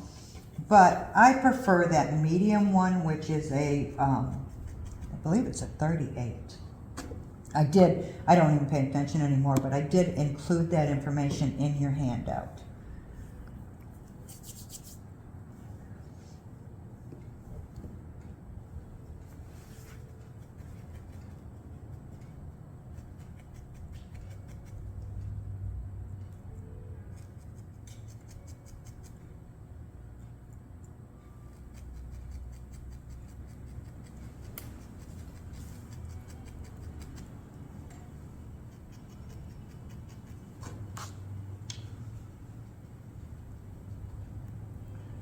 One bigger than the other.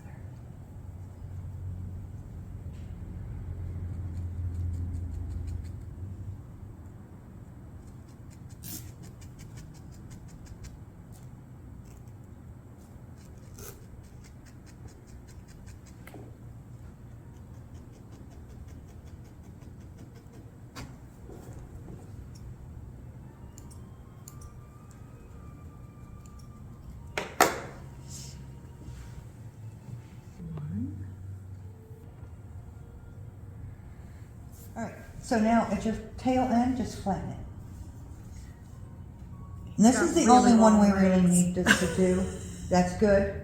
You're going to use that as the hunch around his little legs when he's sitting down and he's got his little hips showing. So when you stick him on here, however you want to do it, you're putting it along the side. He's got really long legs. That could be, wow. Well, you want him to come out as far as his arms. His arms are. They're twice as long. Are they? Okay. But that's okay. Oh no, that's fine. We can build his body up if we need to make everything look.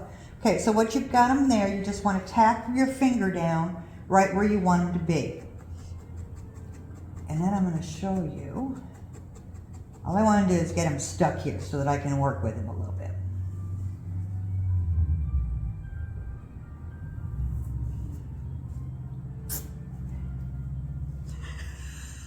He's so cute though. We'll give him a little bit more belly though.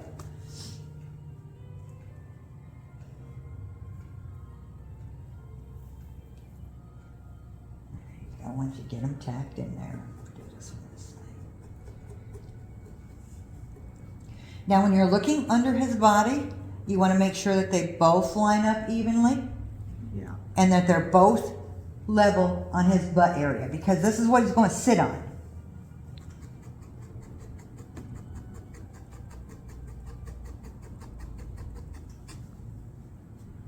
There.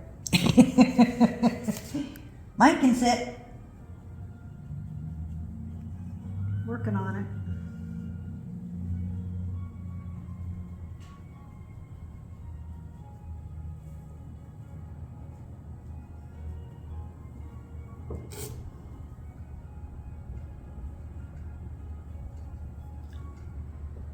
He's round.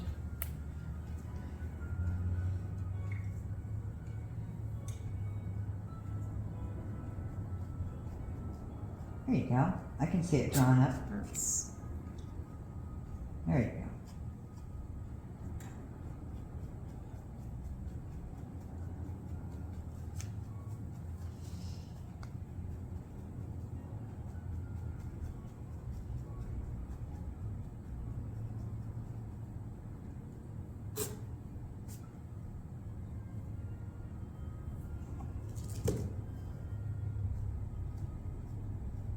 You still have your tails loose?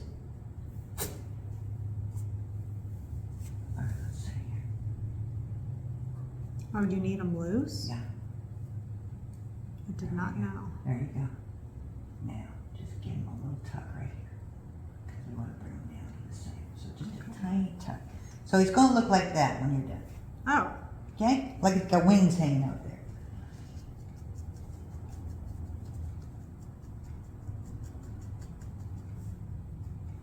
There you go. Now once you feel that his legs are in place, they're not secured, I mean they'd fall off if we were to pull on them a little bit. Then you want to take this, the little wing piece here, roll it around, and make a ball for his hip. Okay? So now, and I'll show you. one of my wings is a lot more than the other. Okay, so we'll just add to it. Not a problem. So that's what you're going to be looking at when you're kind of done. We're going to make it a lot more uniform, but you're Okay. looking at his little butt. So that's his hip when we're sitting him down.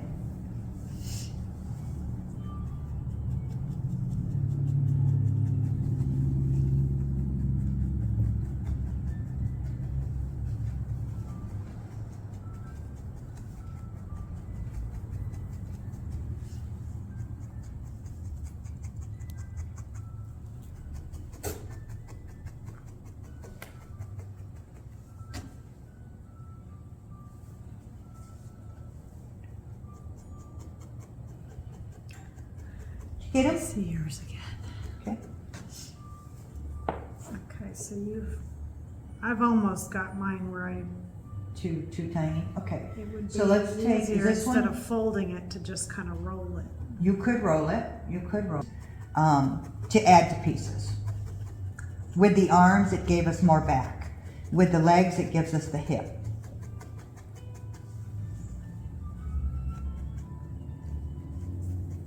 And we can always add too. So if you just get it tacked down there and you start to look at like you've got some kind of shape going on for his hip, then we'll just add to it.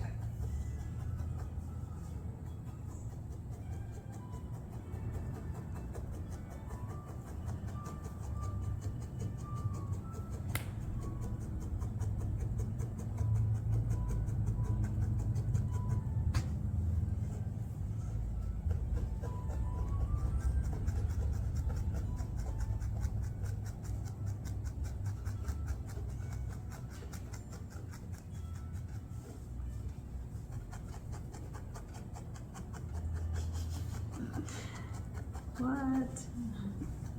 Yeah, that needs an add. Okay, He's very uneven.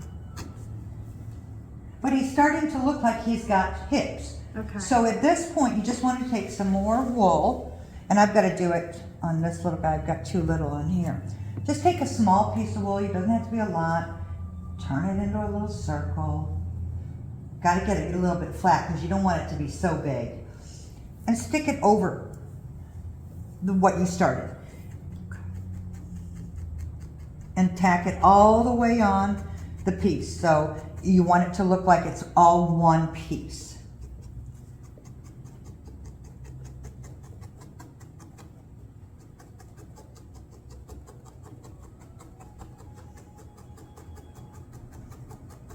You said you had one leg that didn't actually have much, right?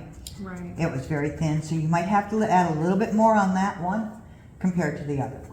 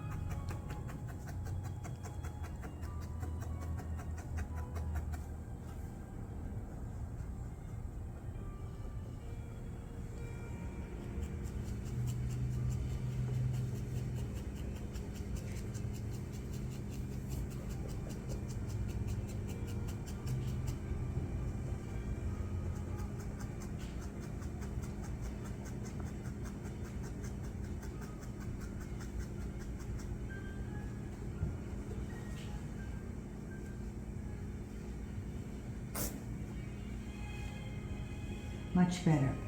So now, because he does look like he's been attached at that point, you want to take and make a little area right where the leg and the hip meet, okay? So just dig in a tiny bit and then shape the hip a little bit. So, and you're only going in the front of the hip. You're not going to go all the way around. You're just going to go in the front.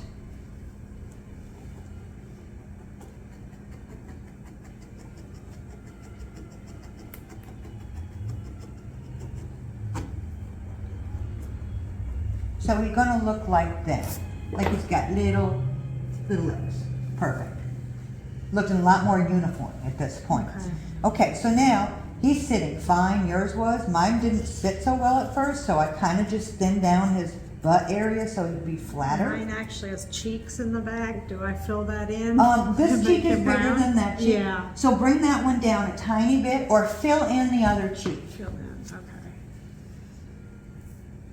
You want it to just be round on the back, not have... You want it to be, yeah, kind of like he's got little teeny butt cheeks, but not the whole butt. Okay.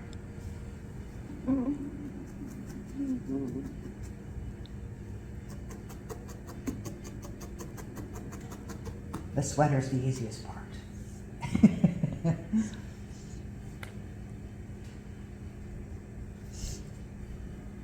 Or is he going to be covered, or does it need to be like uniform back there? No, that's fine, because what we're going to do is we're going to put a shirt Just on good? him. Okay. We're going to put a shirt on him, and when we put the shirt on him, we're going to build his back at that point. Okay? Are you happy with his legs? Okay. Now let's start on his shirt, because I'm happy with my little guy too Okay. at this point. So I'm going to grab any color. Grab your coral. I'm going to give mine, let's see, I'll give mine a coral too. Make it coral. Oh, this one already open. I already used some. Okay, I'm going to take just pieces of it. And what I'm going to do, I'm going to start right here by his neck. And I'm going to tack from his neck to his front. So it's covering the top of his shoulder with this. Okay, so got a little teeny piece. And then I'm going to V it, because I want to make him have a V sweater. And then I'm going to take a V and tack the same on the other side. Okay. Okay? And then we'll add his arms and his... So what shape did you just kind of started with? I just started with a drape over the shoulder, coming across the shoulder down to the center of where I want my V to end. And then I tuck it here and hold it in place. Then to take the rest of it and I roll it up over the other arm. So and now my V is right where I want it, and now I have a good starting point for the rest of the sweater.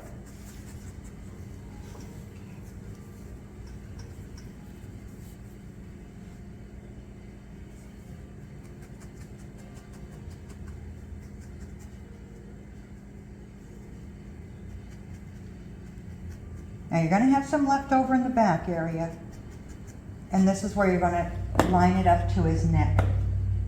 So you can kind of see it looks like it's all one piece when I get through. Mm.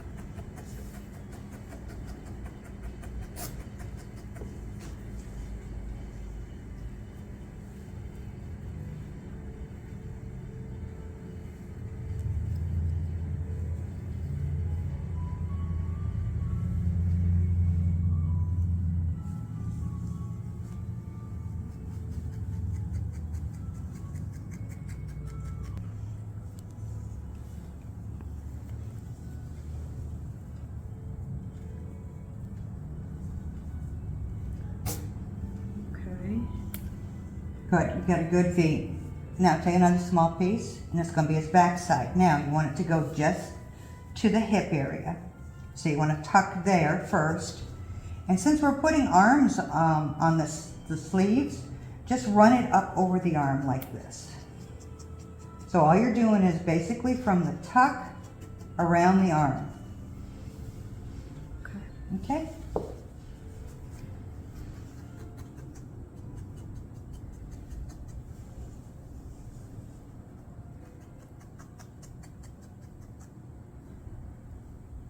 And then run it completely across his back. So it looks like he's got a little t-shirt on. So you could actually give the arm sleeves, right? You could. Mm-hmm. And actually it kind of looks like a sleeve when you run it up. Well, down. Oh, you could get, yes, right down to the edge of it. Yes, you could. So right now we're just tucking up and over the hip. Right. All we're trying to do is to get his sweater so it looks like a sweater. The shape. Yeah. And then we're going to actually start building on it a little bit. Okay, I don't have enough to do around his other side, so I just add a little more over Yes, here. just add a little bit more.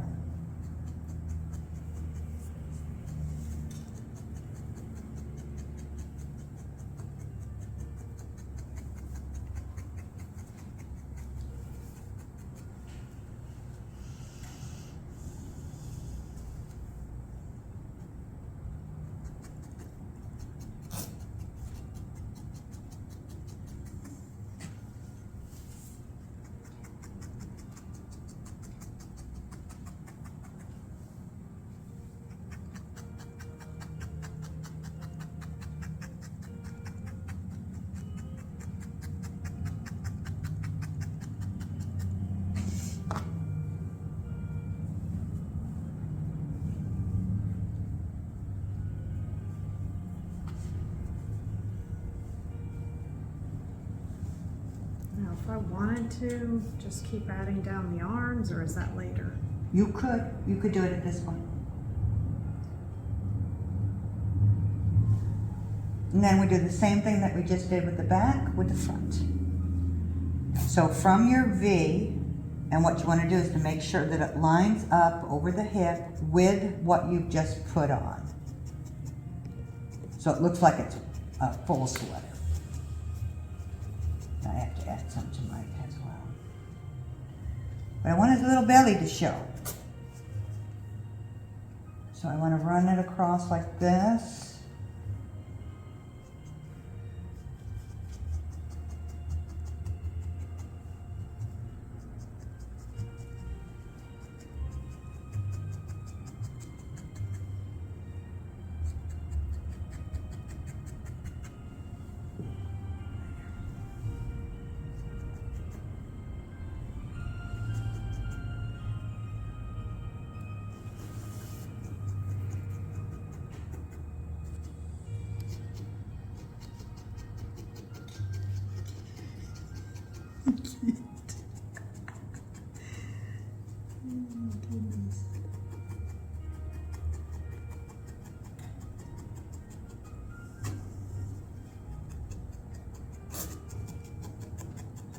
Now all I'm doing is smoothing it as much as I can to make it look like it's one piece. So once it's gone around the armpit and around the front, it meets to the center of the V. And then we can make it actually more V once we get moving.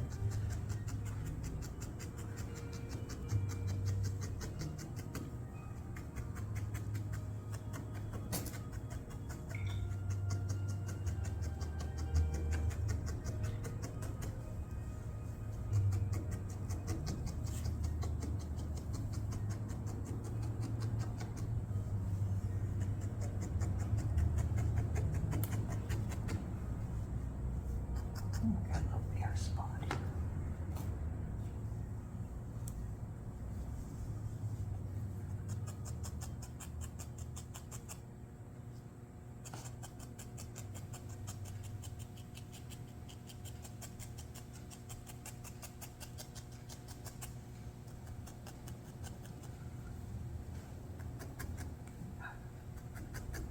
Now see, I just fucked myself because I was trying to go too fast.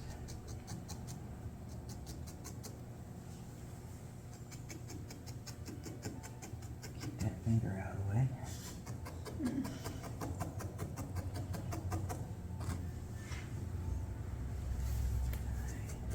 This will tuck down. Uniform.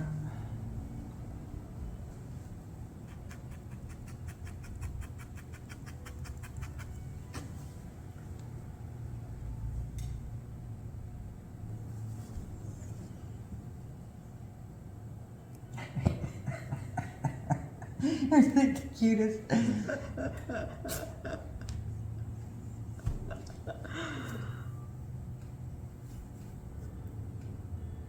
I guess you could give them clothes if you really We're almost done with our Build-A-Bear. It does take a full 4 hours. You can see that.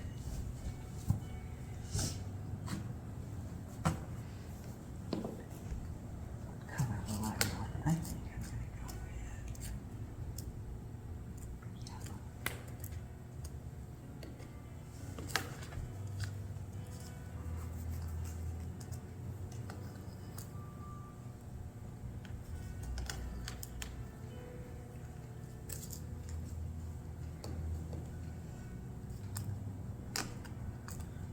Get it out here.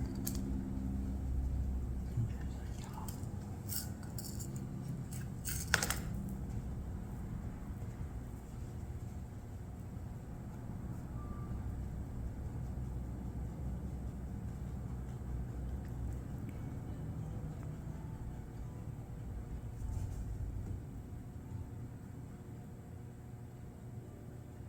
I don't have enough.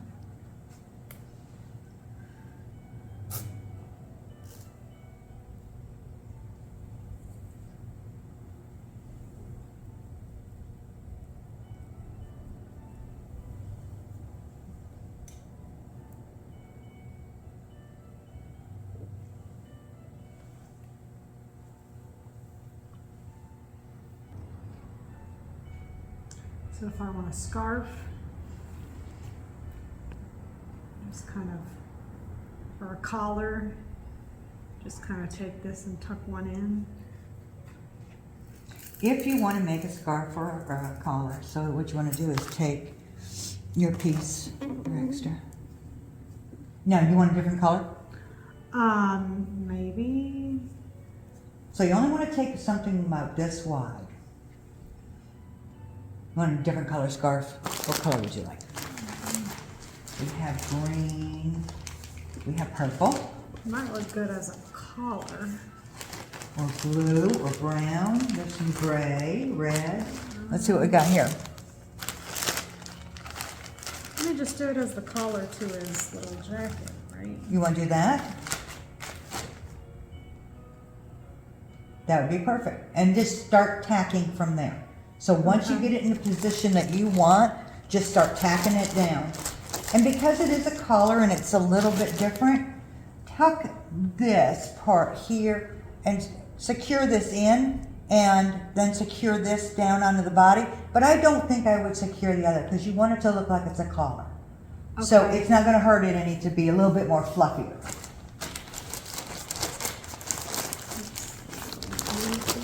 No. Okay. I have mismatched beads because I'm out of yellows. Ah, it'll work. Oops. Alright, so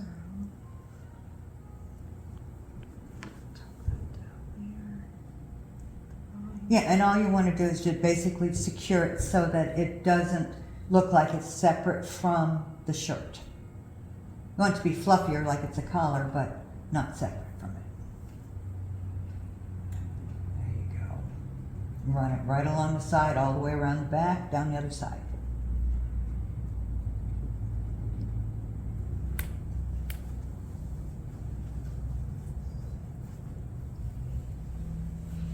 There you go.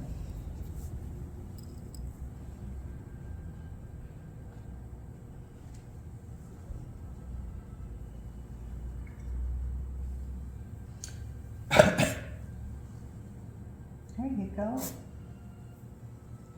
That is so cute. Now, do you want to put his little buttons on him? let's see. Maybe. Now, if you want this to be a little bit, you know, so it lines up. Okay, so let's just say you want it to come to there. Yeah. Let's tack Just that. tack a tiny bit right in there and then run it along the side. So if we put buttons, we can put the buttons along that side. Okay. There you go. There. Now it does look like a collar or a scarf or something. So cute.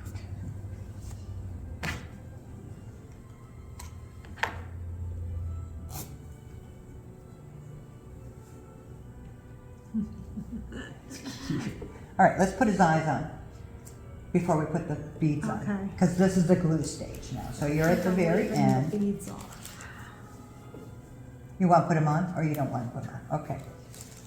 So we don't want to take the eyes out. All right, you just want to move them up a tiny bit. Okay. Just so you can get a piece of glue down underneath there. So you want to be able to see just a tiny bit of the stem. There. Stick it back in there. Tiny bit here.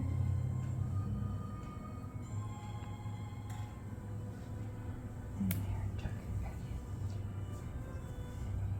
in. Now, what I'm going to do, I'm just going to take these babies. I'm just going to kind of clean the beads off and tuck them back in so that they're nice and yeah. So now once it dries, his eyes aren't going anywhere. They are stuck in place. Here. Want this paper towel? Use this here if you want to. Oh. And push down. Yeah.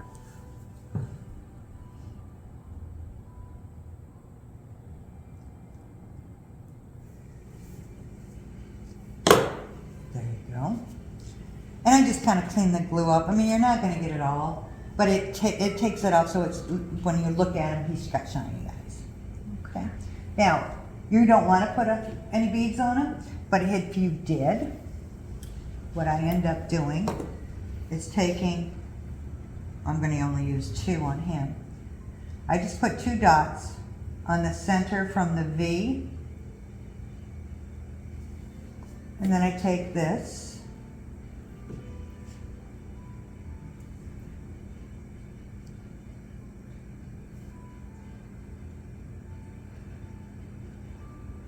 This is why you have pliers.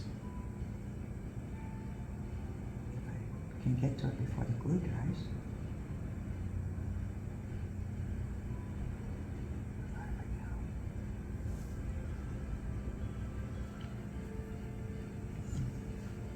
Well, it's not very level, but it'll do fine. There we go. Just kind of keep them in place. It does take them a little bit of time to dry on these things. There you go. Oops. Gonna give him some black in his ears. Really tuck them down there. You know, they say ear hair just keeps growing, so we let it grow.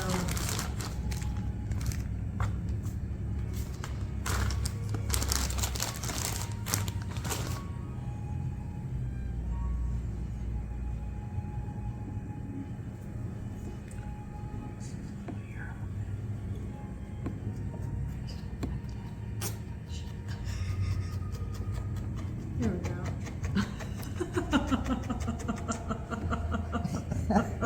He's very cute.